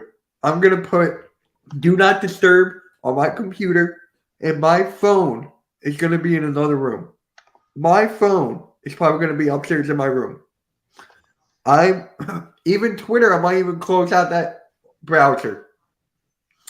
I want to be surprised, and this is the perfect time for a surprise. Yes. I cannot wait. I'm going to be in a family room. I'm going to be on pace with Earl. So I'm telling you right now, there's no spoilers for me on Saturday night. There's no spoilers. No, I'm not going to spoil anything for anybody because we have so many people. We have so many people that is going to join us here, ladies and gentlemen. I think Blaze. I gotta talk to him. I think Blaze is going to. Yeah. So this is what's going to happen, ladies and gentlemen. Whoever is on our panel, they will describe to you anything that's going on. I'm going to shut my mic off and I'm going to watch the entire Rumble. Now, I'm going to be coming on after the Royal Rumble is over, and I'm going to give you my final thoughts on it. I will not do any descriptions. I'm not going to call the matches. I'm not doing anything. All I'm going to do, ladies and gentlemen, is just give you my final thoughts, and that is it. The rest of the we want you to talk and be engaged with us. You just no, I will be engaged, Mitch. Okay. After the Rumble, I'm gonna turn my mic off when they're doing the countdown for the men's and women's Royal Rumble. I'm turning my mic off and I'm gonna turn on the volume so I can find out who's coming out. Every time they count it down, I'm turning off my mic and I'm gonna listen to who's coming out because I want to be like, oh my god, this person is back, or like whoever it is. That's what I want. So, ladies and gentlemen, that is what I'm going to do. I will be coming on after the Royal Rumble is concluded, and I'm going to give you my final thoughts. I'm going to give you my thoughts on the whole Rumble itself, and our content creators will take you through the entire Rumble, and they're going to give it to you, and they're going to bring it as they always do. So tune into that, ladies and gentlemen, this Saturday night. We're going to have fun at the Royal Rumble. I've already ordered my Royal Rumble snack of the night. I have a ham and cheese sandwich ready to go. And of course, ladies and gentlemen, I have vanilla Coke available. So, ladies and gentlemen, we're going to, so ladies and gentlemen. So ladies and gentlemen, I am getting ready for this Rumble, and I can't wait. Now let's talk about this other match, ladies and gentlemen. Who did you pick? You picked Roman Reigns to retain, right? To retain the Universal title. I think we all are. Yeah, we're all in agreement. Everyone's in agreement. This is probably the easy retainment. Yeah. DJ Storms and I agree with your assessment t-shirt. We want it. We want it now. I've been saying that since the beginning that we want that t-shirt to come out. Get this man monetized. Get this man monetized so we can get that t-shirt flowing. Yes. The only way that will happen is we gotta keep those subscriptions rising. I'm And up to Buddha three. Doom will also be another one. Oh God! What about he beat the beef stew? No, That could be another one. he's beating the stew Stew. on him. Could be another one. Yes. Another one. Yes, I agree with all the assessments. Yes. Ladies and gentlemen, let's talk about this match. It's for the Raw Women's title. It is Bianca Belair versus Alexa Bliss. Now, ladies and gentlemen, I have read from every single individual on the internet, and they said, without a shadow of a doubt, this is the last we're going to see Bianca Belair as champion. Stupid. Bianca is going to cough Stupid. up the title to Alexa Bliss This is because why I hate Twitter. because they said Uncle Howie and all his trickery will defeat the Raw Women's title. I disagree. I disagree with all of that assessment. I do not see Alexa Bliss winning this title. I don't see this happening. I think that we're gonna have another retainment here. I don't think the Raw Women's title is going to go away. No, I don't. But everybody on Twitter, everybody is saying Alexa Bliss needs to be the champion. I don't know why. I don't know why. I don't know why you want that. But let me tell you something. I don't want to see something stupid in this match. I don't want to see Lily the doll getting blown up and then she's interfering in the match. I Oh. don't I don't want to see Alexa Bliss's head spin around like the Exorcist. I don't want to see green sputum happen in this Oh match. God. I don't Yeah. want to see no lights going out or the referee gets all gooked in tar and he gets sucked out of the ring. I don't want to see none of that. I don't want to see none of that botchy, watchy, glitchy, witchy, all that kind of witchy stuff. I don't want to see Yeah. none of that. I No, want to it's see a stupid. I want to see a clean win. Book it right, do the right thing, and let Bianca retain the title. That's all I want to see, and that's all I have to say. Guys, what do you think? I mean, honestly, the only, and I mean very likely only way I would have a very little interest in Bianca Belair not winning this match is if she enters the Women's Royal Rumble and wins it and goes to the SmackDown side and challenges Charlotte Flair or somebody on SmackDown. That's the only way I will have somewhat of an interest in this match. But otherwise, there's no reason at all why Belair should not be retaining this title. This whole Bliss thing is just stupid. I don't care. But Bliss is not good in the ring. I don't care about this Uncle Howdy with Bliss stuff. Uncle Howdy should be concentrating on one thing, and that's Bray Wyatt during the Pitch Black match, and we'll talk about that next. But this, all I want is a decent wrestling match, and I want Bianca Belair to defeat Bliss in a decent match. Hopefully, maybe it'll surprise us. I'm not expecting a lot from this because Bliss is not good in the ring. I think their match they had before is botchy. It's not going to be good, but either way, I need to see a good match overall. So that's what I want to see is a matchup that is solid in the ring and let Belair retain and get her ready for something important towards WrestleMania. And then Bliss can do whatever the hell she wants in another program. And then Belair can find out who her opponent will be. None of this glitzy stuff, none of that stupid magic stuff that we saw before. It's just it's an indictment on the match. It was just going to make it look hokey and pokey and childish. So I agree, Earl. Keep that stuff away. Let it actually have a decent 5, 10, 15-minute match and then see what happens. Maybe Belair retains in a halfway decent to good match, and then we'll see what happens. But yeah, Belair's got to retain. Go ahead, Mitch. Mitch, what do you think? I got Belair, and here's the thing. I got it in a squash. I want in a squash to make Bianca Belair look tough and have Rhea Ripley win the title. Or win the Rumble, excuse me. That's what I want. I want a squash right away, under 5 minutes. That's what I want.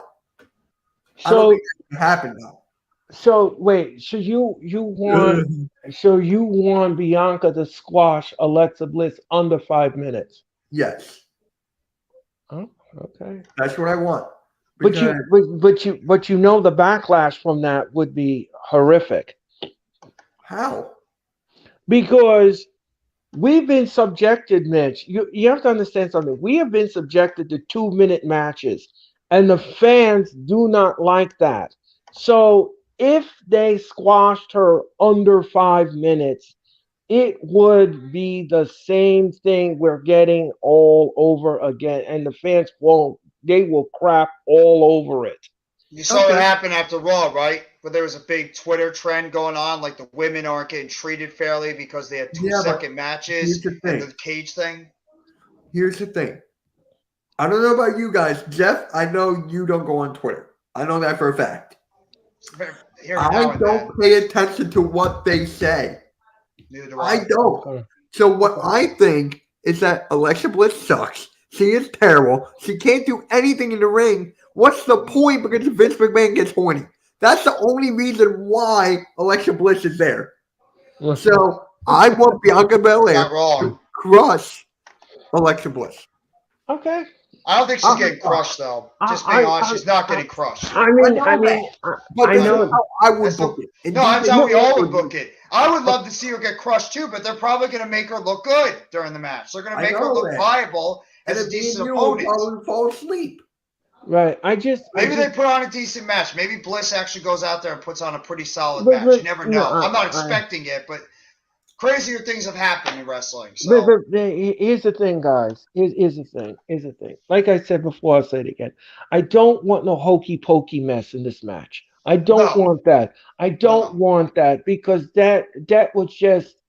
I will lose my mind if I see that in a match. I will lose too. my ultimate mind if I see this match like that. I don't want to see this match like that. And here's another match that I don't want to see. No weird crap going on in the match.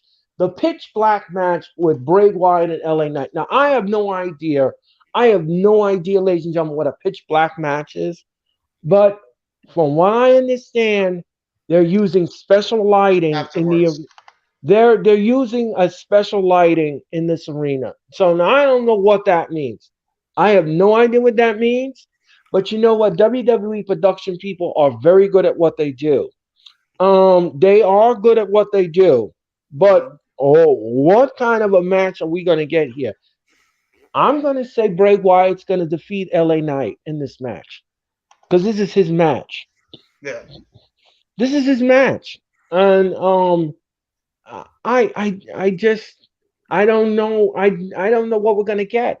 I just don't want any corny booking in this match. I don't want to see something stupid. I don't want to see like a double Bray Wyatt or a giant hand coming out of the dark and dragging LA Knight. You don't see him again.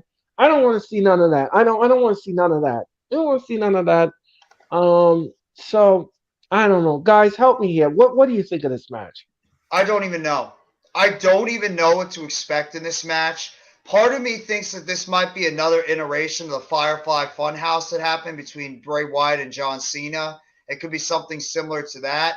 But at the same time, maybe it's like I've heard a couple of podcasters say it could be something like some strobe lights or like a couple of lights flashing up and these guys are fighting in the dark. It could be another version of like a no holds barred match going all over the place in pitch black. I have no idea what in the world to expect from this matchup on Saturday night between Bray Wyatt and LA Knight. I will say this.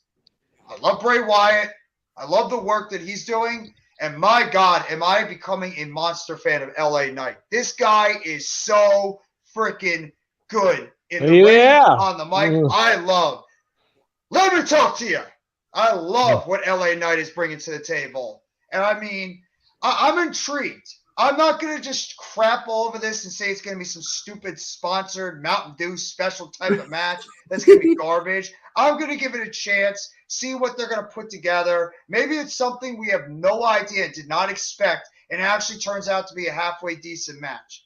I'm going in with it with not a lot of expectations. This is the first match Bray Wyatt is wrestling on television or pay-per-view since he was released from the company back in 2021.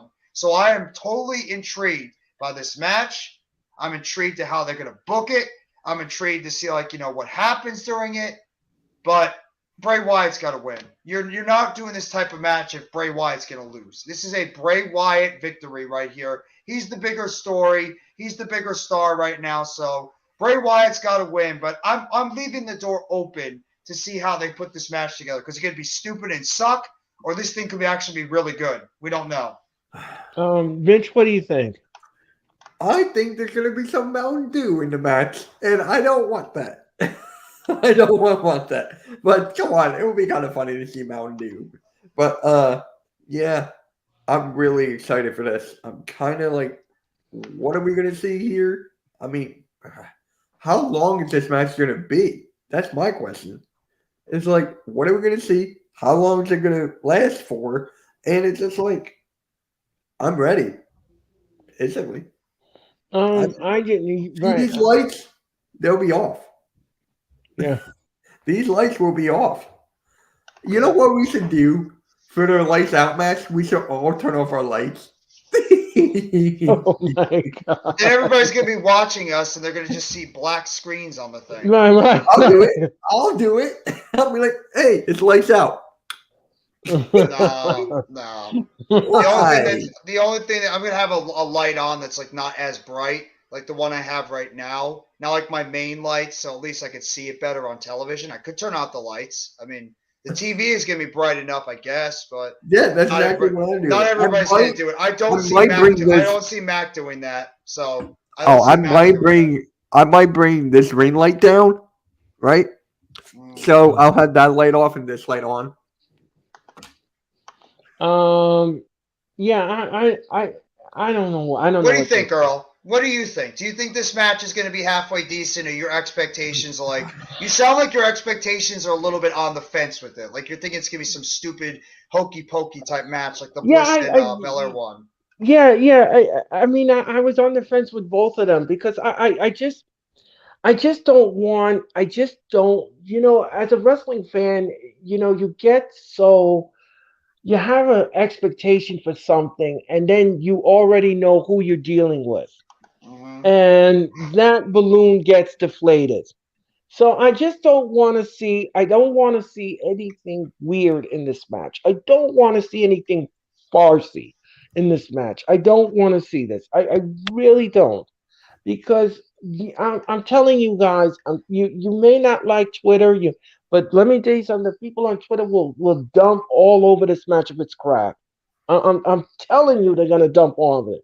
And I'm just telling you they're gonna dump on it, and it just better just deliver some sort of entertainment value, but not to the point where it's hokey pokey, and it's dumb, and it's dumb. I think Bray Wyatt and LA Knight are going to make it a solid match. Yes, I think whatever they're going to do, they're the, going to make it entertaining because they're both just incredibly entertaining characters. Yeah, so. I mean, I think the match will be entertaining. But again, like I said, Jeffrey, I just don't want the booking to look dumb or whack.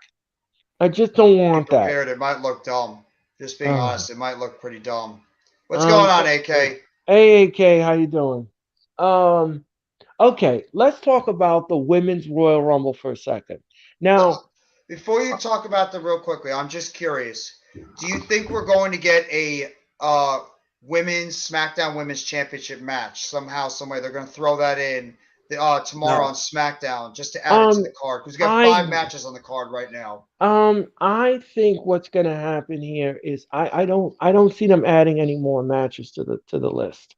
Okay. I think Triple H likes the 5. He done that formula in NXT. He likes the matches to be at least 5 or 6. No more than that. Because plus the Royal Rumble is going to be over an hour too, and the championship, the Owens and Reigns match is going to be long as well. So it's about 2 hours, 15, 20 minutes. We don't even know how long that will last. Yeah. Right, exactly. So the thing is that you want time management here. So you don't want to cram and jam too many matches. You don't want the Royal Rumble to be like 9 hours because you jammed 10 matches in there, and now we have to sit through the whole thing. Exactly. So I don't think they're gonna add any more to this party. I Yeah, think I'll that be this is this is gonna be it. I just Um, figured if like because they've been teasing some maybe a SmackDown Women's Championship match being well, I involved. mean, I mean, they I look wouldn't mind either way as long as it's a good matchup. I mean, right. I mean, if they want to add Charlotte to the mix, okay, Ronda and fine. Charlotte rematch. Look, I mean, if that's what you want to do, then okay, we give us 6 matches then. But Yeah, don't give us no more than that. because it's Oh, going to be at least 2 hours with the men's and the women's Royal Rumble. That's going to be 2 hours plus just with those two matches alone, because we know the Royal right, Rumble goes over an hour. And then you have the right, championship match between Owens and Reigns, which is going to probably go around 10, 15, maybe 20 minutes long. It could be longer, depending on how the match goes. And then the Pitch Black and the Women's Championship, Raw Women's, you figure maybe like what, 15, 10, 15 minutes, close to that with both of them. So that's like about right. 3 hour, like around 3 hour show, and then other things mixed in between. So Right, exactly. So we don't need to see any more than that. And if they don't add another match, I'm fine either way. Either direction. You either yeah, add one, you either add it or you don't. And it's fine with me. Um, so let's talk about the women's Royal Rumble for a I'm second. excited for this. Now there is a list out there, ladies and gentlemen, of possible entrants in this match.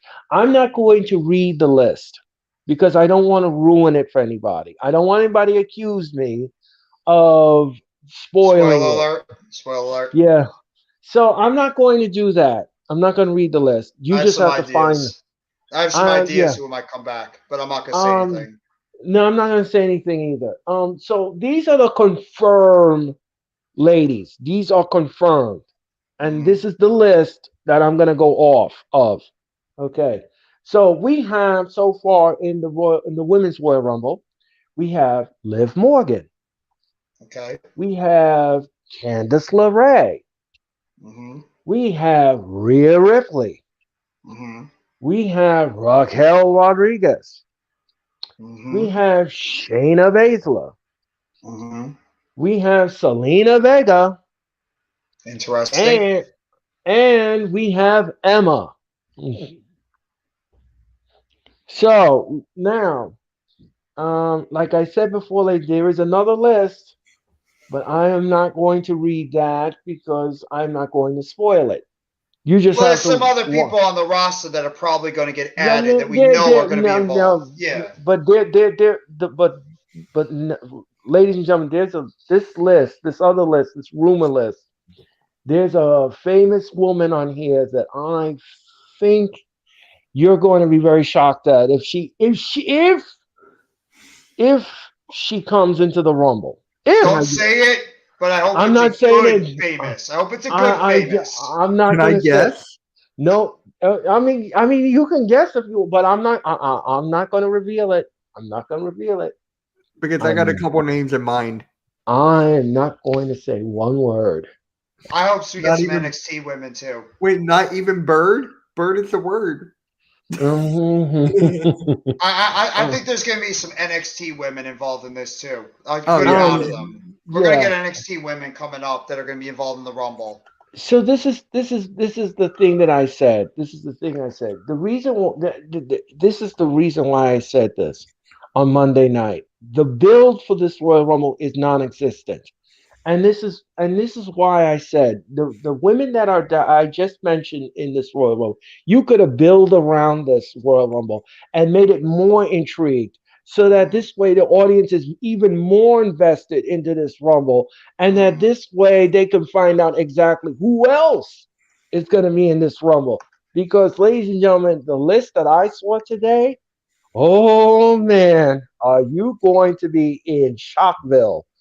Good. I don't So want to know. I don't want to know I until don't. I I Saturday don't. night. kind I of am want to not. know. I I am. kind of don't. I don't. I'm not. I'm If you not want to telling. know, Mitch, go off camera and talk about it because I don't No, want to know. I'm I not. genuinely want to be shocked on Saturday Well, night let me who it tell might you. be. Let me explain something to you all. I'm not going to reveal anything. I am not going to say one Good. word. Good. I'm glad you're not. No, I'm not. I'm not saying one word. I'm not ruining No, I'm anything. happy you're not. I don't want you to. I wouldn't say anything either. I just did that to see if Jeff would be like pissed off if I said that. I No. would be pissed off at you, Mitch, because I want to be genuinely shocked. This is my No, I'm not. the I'm not. pay-per-view I I'm get the not most going. excited about. I do not I'm want to not know going any spoilers. I want to legit be shocked on Saturday I'm night not on the saying- men's and women's Royal Rumble. Be like, oh my god, I did not expect that person back. All I'm saying to you, ladies and gentlemen, is that the list that they have is absolutely fabulous. Good. And I love it. I'm not going to say one word. I love it. I am not saying one word. And the men's list, well, we're going to get to that in a minute. Oh, I could see the men's one being just out of this world. I think the men's one is going to be even better. That's how I feel. The men's one's going to be great. So, ladies and gentlemen, those are the ladies that have been confirmed. Now, Okay. so now, ladies and gentlemen, let me just say the names again. These are the names that are confirmed. We have Liv Morgan, Possibly in the final. Liv Morgan, Candice LeRae, Could have a run. Rhea Ripley, Raquel Rodriguez, I like her. Shayna Baszler, Selena Vega, Gone immediately. and Emma. So now, okay, I'm gonna go from the bottom list here. Okay. Emma will be eliminated immediately. I'm sorry. Disagree. Okay. I think she's going to have a nice showing in the Royal Rumble. Yeah, I think she will have is. Okay. I'm going to backtrack on what I just said. No. Stick to your guns. Don't change your mind because I'm going with something different. You think she's going to get eliminated early? Stick with your guns. I think she's going to have a good run. I could see her being in the Rumble for at least 15, 20, 25 minutes. I think they're going to give Emma a great run because it's going to get the crowd interested in somebody like Emma and let them know Emma is a player in this women's division going forward. So I think they're going to give her a very solid run overall. I'd be shocked if she gets eliminated within the first 5-10 minutes she gets in the match. I think she's going to have a very strong run. Okay, so Selena Vega. I don't think Selena Vega is going to last long in this Rumble at all. Wasn't she Queen of the Ring? Huh? Didn't she win Queen of the Ring? Yeah. That's when the women that was a stupid. That gimmick was garbage, bitch. Yeah. I was just wondering. Yeah. I actually agree. I think Zelina is one of those women, the position she's in now. I mean, they could give her a nice run because she's with Legato, but maybe like 10 minutes. Here is my prediction here. Okay. The last 3 women in the Rumble, this is my prediction, will be, this is my prediction. The last 3 women in this Rumble will be Rhea Ripley, Raquel Rodriguez, and Shayna Baszler. Interesting. Now, not Rousey? No. Okay. No. All right. So the 3 women, again, I'm going to say it again. The 3 women that will be left in this Rumble will be Shayna Baszler, Raquel Rodriguez, and Rhea Ripley. Rhea will eliminate both of them, and we will have a new Royal Rumble winner in Rhea Ripley. Rhea Ripley will become the 2023 Royal Rumble winner. Liv Morgan and Candice LeRae will not do it. So that's the way I think it's going to happen. That's I got my final 4. That's the way I got think my final 4. I got my final 4. You said 2 of them. Rhea Ripley and Raquel Rodriguez have to be in the final 4. They have to be. They are your 2 biggest women stars you are trying to promote. Rhea. Shayna? I'm just starting with 2 out of my final. Oh, okay. I'm sorry, Jeffrey. Go ahead. I'm sorry. Rhea and Raquel are the future of this women's division. They have to be in the finals because you're building them up to be top stars in the Raw and SmackDown divisions. My other 2 ones, I got See, the thing is, if Bailey and Becky Lynch are in there, one of them, I have a feeling, is going to be in the Final Four. I just have that feeling one of the two of them is going to be in the Final Four. If they're, they probably both will be in the Women's Royal Rumble. So I will say that Becky Lynch will be in the Final Four. I'm going to say Becky Lynch. Yes. I got Becky Lynch, Raquel Rodriguez, and Raquel Rodriguez, Becky Lynch, and Rhea Ripley be three of them. And I got a wild card. I'm throwing in there as a fourth. Let me see. Let me think. Bailey? No, not Bailey. That's too obvious. Io Sky. Ooh. I think Io Sky is going to have a strong run in the Royal Rumble. I think that Triple H loves Io Sky. He knows that this woman is one of the future of this women's division, and I think she's got the highest potential between her and Dakota Kai in terms of Bailey's lackeys. I think Io Sky is going to have a big run, and I think she's going to be part of the Final Four with Becky Lynch, with Rhea Ripley, and Raquel Rodriguez. And you can still have that, that Damage Control versus Becky Lynch feud going on, but instead of it being Bailey at the end, it's going to be Io Sky. Those are my Final Four, and I agree with you, Earl. Rhea Ripley's got to win. There's no reason why Rhea Ripley does not win this match. She has to win. She is the woman that has been putting on the best work in the women's division. She has got to be the one you reward and give her that Royal Rumble victory and then have her challenge. I hope it's Bianca Belair, but even if she challenges somebody on the SmackDown side, that's fine too. But it's got to be Rhea. What about you, Mitch? Mitch, what do you think? Okay, I think we're all going to have the same two. Rhea Ripley, Raquel Rodriguez, obviously we're both going to have the same two. I'm going Shayna Baszler, and I'm going Ronda Rousey. Interesting. I don't want to go Rousey. I really don't. But you got to think of it like this, right? McMahon loves Rousey. I know Triple H is running creative. I know. I get it. But for me here, Rousey's contract runs out at the end of the year. After Mania, she's gone. So, I got her in the Final Four, but I got Rhea Ripley winning it. Who's in the Final Two? I got to go Rhea Ripley and... Me, it's Rhea and Raquel. Those have to be the final two, in my opinion. Yeah. Rhea and Raquel. Yeah. I'm going Rhea Raquel, yeah. It's like, remember a couple of years ago where it was Bianca Belair and Rhea Ripley as the final two, and Bianca beat Rhea? I think it's going to be something similar to this, where Rhea and Raquel, the two bigger stars, are going to be the final two. Raquel is going to have an incredible run in the Royal Rumble, and then she's just going to fall short on the SmackDown side. And then maybe she gets a title shot at on the SmackDown side if they do the Chamber. If Rhea goes after Bianca on the Raw side, or Bliss, whoever it is that's the champion. But go ahead, Earl. And actually, one more thing, I have Shayna Baszler eliminating Ronda Rousey. I can see it. Okay. I think that'd be brilliant booking. I think that'd be brilliant booking. That'd be excellent booking. Okay. And I think. Okay, go ahead, Jeffrey. Go ahead. I'm sorry, my apologies. But one real quickly, I think one star that's going to have an underrated, very good run besides Io Sky, in my opinion, I'm going with Emma. I think Emma's going to have a very good run at the Royal Rumble. Yeah, I think I'm going to agree with that. I apologize if I thought that she apologize. wouldn't. I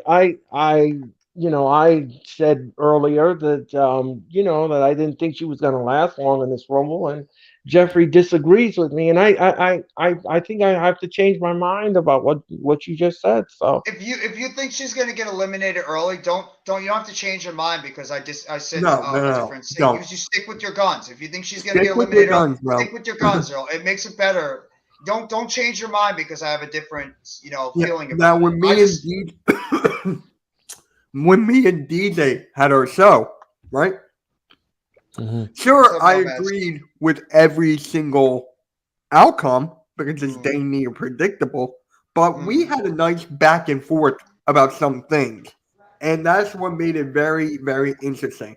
And I told DJ after this, not a lot of people can go toe-to-toe with me when it comes to wrestling. in a debate. I'm saying that Yeah. right. Like that's why I have so much respect for DJ because he sticks to his guns. And Earl, Yeah. you're my best friend for 8 years. Yeah. Stick to your guns. Okay. If you feel differently than I feel, and I'm the same way as Mitch, I'm gonna stick to my guns too. If you feel Yeah. differently, Oh, stick like to how it. he feels about Ben Simmons and how I feel about him. It's different. Right. Right, Dude. exactly. Yeah, and the thing is that when you guys come on my show, we always have debates, and we always have different outcomes on different things. It'd be Um, boring if uh, we always agreed. right, exactly. So I do have opinions, Mitch, and I do stick to my guns, and I do keep to my opinion. I do. Yep. Um, but I thank you for that advice. I greatly appreciate it. All right. Uh, okay, now, ladies and gentlemen, let's talk about the men's Royal Rumble. This is Now, gonna be awesome. now, I'm gonna just say this again. I do not want somebody to come to me and says, Earl, why didn't you just do the? No, I'm not doing the rumor list. I'm not doing that. I'm not ruining it for nobody. You want to know what's going on in the Rumble?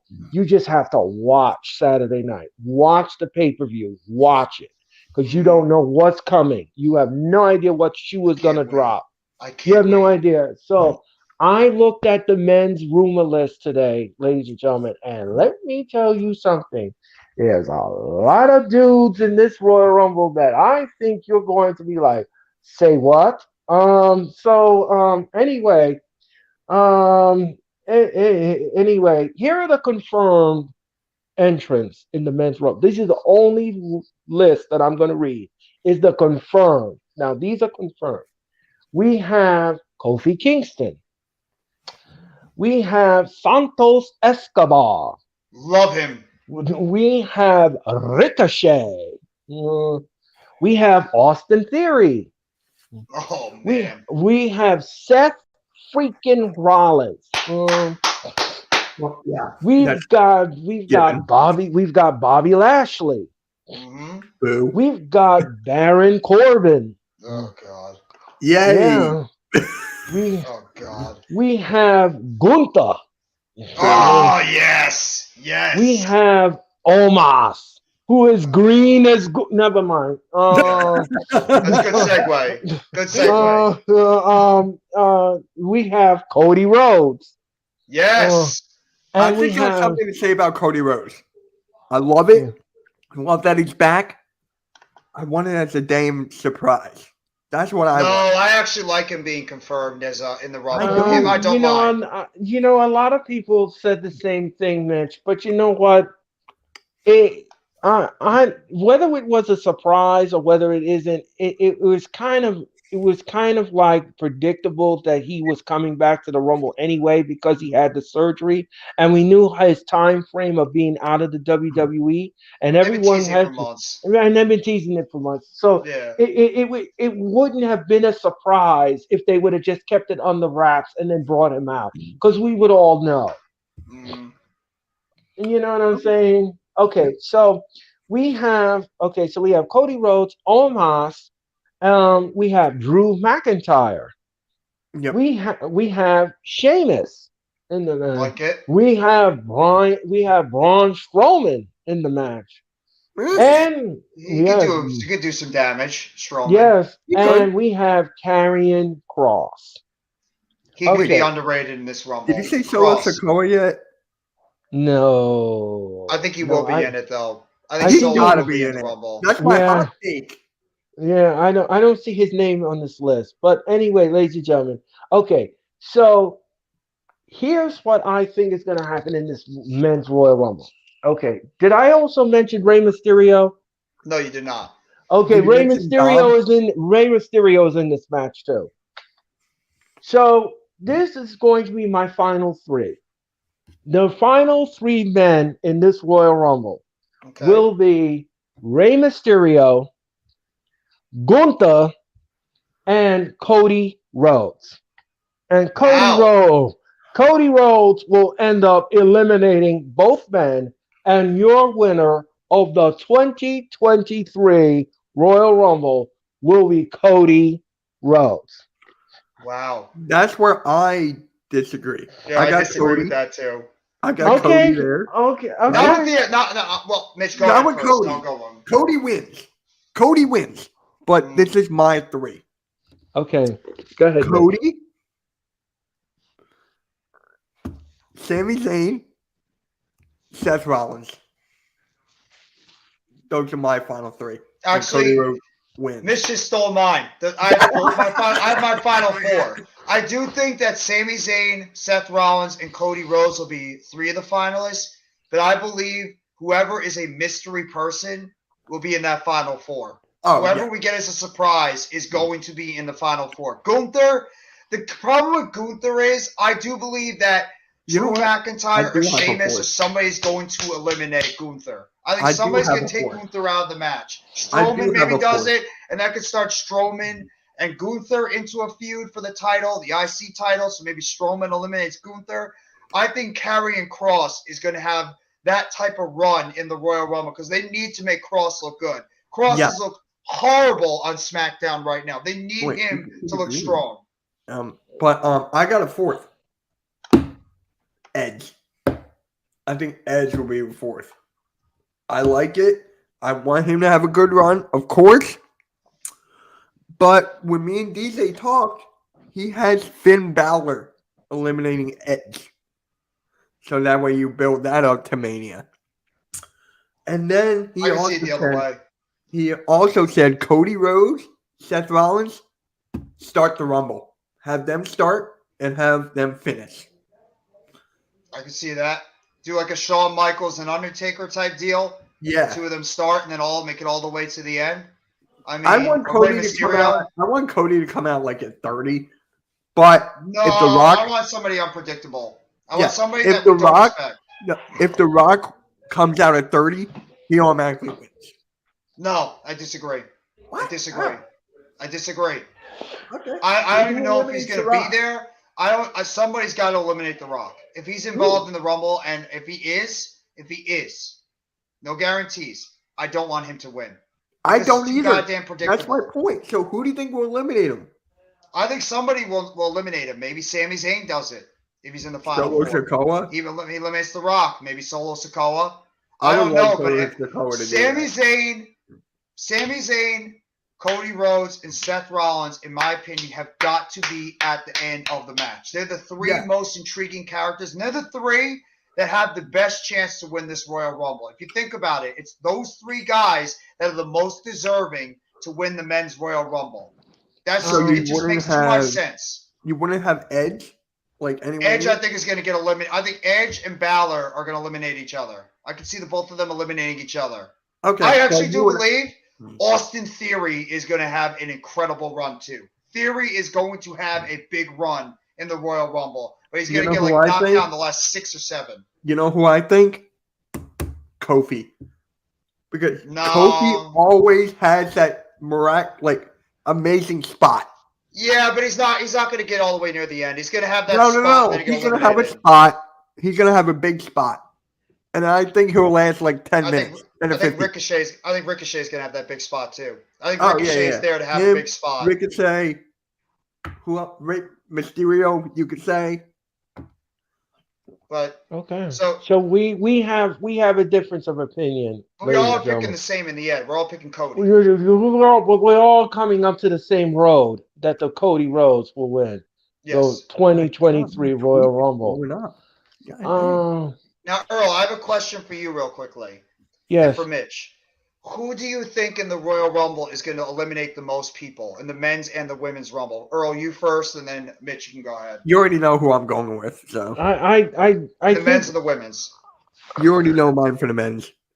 I think because he's so tall and everything else, I think Omos is going to have, even though I have my opinion on Mr. Omos, and I won't expound upon it. You need to watch the Raw watch along, ladies and gentlemen. But anyway, anyway, ladies and gentlemen, I think Omos is going to have an interesting showing in the Royal Rumble. He won't win the Rumble, but he'll have an interesting Can you showing. imagine if he wins the Yeah, Oh what Rumble? my about the gosh. women? The Don't. women, no, don't, Mitch, please, no. The women. Let me see. I think she's very strong and she's very athletic in the ring, and I like her for what's the word I'm looking for? Person, Personality?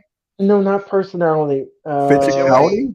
agility, Yeah, physicality. physicality, agility, yeah, all of that. Okay. I like Raquel Rodriguez, and I think she's gonna have a good showing too. I have a feeling she's gonna have a good showing. She won't win the Rumble, but Mhm. I think she'll have a good showing in the Rumble, and that's who I think. That's who I think in my infinite wisdom that I could see have a good showing there. And Kofi Kingston, ladies and gentlemen, will give you a show that you've never seen before. Kofi Kingston, when you try to eliminate him, he comes up with ways to make sure he stays in the Rumble, and I Mhm. like watching that every year. I think it's Mhm. entertaining. I think it's entertaining. It's fun. It's fun for the fans to sit there and watch that. So yeah, so that's who I pick. I What about don't know you, about you Mitch? guys. Mm, For my females, I'm going Rhea Ripley. I think she's Okay. just gonna motor, not motorboat. I think Mo she's gonna, down. yeah, yeah. And you know who I got for the men's? I said this before, Solo Sikoa. Interesting. I really feel like he's gonna eliminate like 8 to 12. He's not Okay. gonna break. He's not gonna break Roman Reigns' record of like 17, Mm. but I think it's gonna be Solo Sikoa. For mine, I got the female side. I'm going with Raquel Rodriguez. I think she's Figures. going to Yeah. have a monster showing in the Women's Royal Rumble. Her and Rhea are going to pretty much go neck and neck. They're pretty much going to be the imposing forces in that Women's Royal Rumble, and they're That's going what to I both said. Yeah. distinguish themselves. So I think Raquel is going to be the women. And I got a surprising you for the men. I'm going with Karrion Cross. I I. think Karrion, It's mm. not a I think surprise. You were talking highly of him I think earlier. Karrion Cross is going to have a big showing in the Royal Rumble. They built him up with this awesome entrance. You got Scarlett that's probably going to be out there lurking around. Cross has got to come off and look absolutely monster-like and dominating in this Royal Rumble. So I think that Cross is going to start just chucking out men left and right. I don't think it's going to be Omos. I don't think it's going to be Strowman. I am going with Karrion Cross to be the guy that's going to start eliminating people left and right. So those are my men and women: Raquel Rodriguez and Karrion Cross. But Earl, go Okay. ahead. Ladies and gentlemen, that's gonna do it for our Royal Rumble preview. That's gonna do it for that. Um, I, I'm very now. Like I said before, ladies and gentlemen, I'm not going to read the rumor list. Not Good. doing that. Not revealing it. Not revealing it. I am not revealing. All I have to do. All I have to say to you guys, if you want to know who else is in this Royal Rumble, you gotta watch Saturday night. Good. Watch. Watch. And I'm not revealing the women either. All I can tell you is, ladies and gentlemen, there are some really interesting names on this list. And I'm telling you something, I'm excited to see if it does come true. Um, Let me tell you something. Even though this Royal Rumble has no build, ladies and gentlemen, it could be a solid show. It could be an interesting show. But one thing is, ladies and gentlemen, me and Jeffrey and all our panelists will be here on Saturday night. Now, like I said before, ladies and gentlemen, our panelists will take you through the entire Rumble. I will be back at the end of the night when the Royal Rumble is done, and I'll give you my final thoughts on it and everything else. And then, ladies and gentlemen, me and Jeffrey are going to come together once again for the Raw watch along this Monday night, the fallout from the Royal Rumble, and we're gonna talk about what we saw, what we liked, what we didn't like, what the winner looked like, how we liked the winner. Because, ladies and gentlemen, after the Royal Rumble's in the books, we've got the Elimination Chamber, Mm-hmm. which is the final stop for WrestleMania, and that will happen in Montreal, Quebec, Canada. Mm-hmm. It's going to be an interesting, bumpy ride leading to the WrestleMania Hollywood. Um, Before we go, ladies and gentlemen, I want to thank everyone in the chat. I want to thank Mitch Kofsky for popping in. I want to thank my co-pilot Jeffrey Gunn for helping me do this wrestling extravaganza known as the Wrestling Experience. Now, ladies and gentlemen, next week on the Wrestling Experience, my show will be tabled. My show is going to be tabled because I'm going to pop on DJ Storm's channel, and we're going to discuss the NXT Vengeance. Ladies and gentlemen, we're going to discuss NXT Vengeance, which is happening very soon in the month of February. So I hope everybody will tune into that and so much more here on the Wrestling Experience. Again, like I said, I want to thank Jeffrey Turner. I want to thank Mitch Kofsky, and I want to thank all of the people at Hardcore Sports for making my show the greatest thing. Well, not the I use the wrong word. Not the greatest, but an entertaining show nonetheless. And I have fun each and every Thursday night, not only on Monday, but on Thursdays as well with all of my guests. And I hope you'll tune into the streams when we return this Saturday night for the Rumble and this Monday for the Raw Watch Along. I'm Earl Cole. That is Mitch Kofsky, and that is the Honorable and one and only Jeffrey Turner. And we hope you all have a decent good night and a decent Friday ahead. And thank you for tuning in. Awesome power of nature, hot excitement of freedom. Because after you get struck by lightning, there's thunder.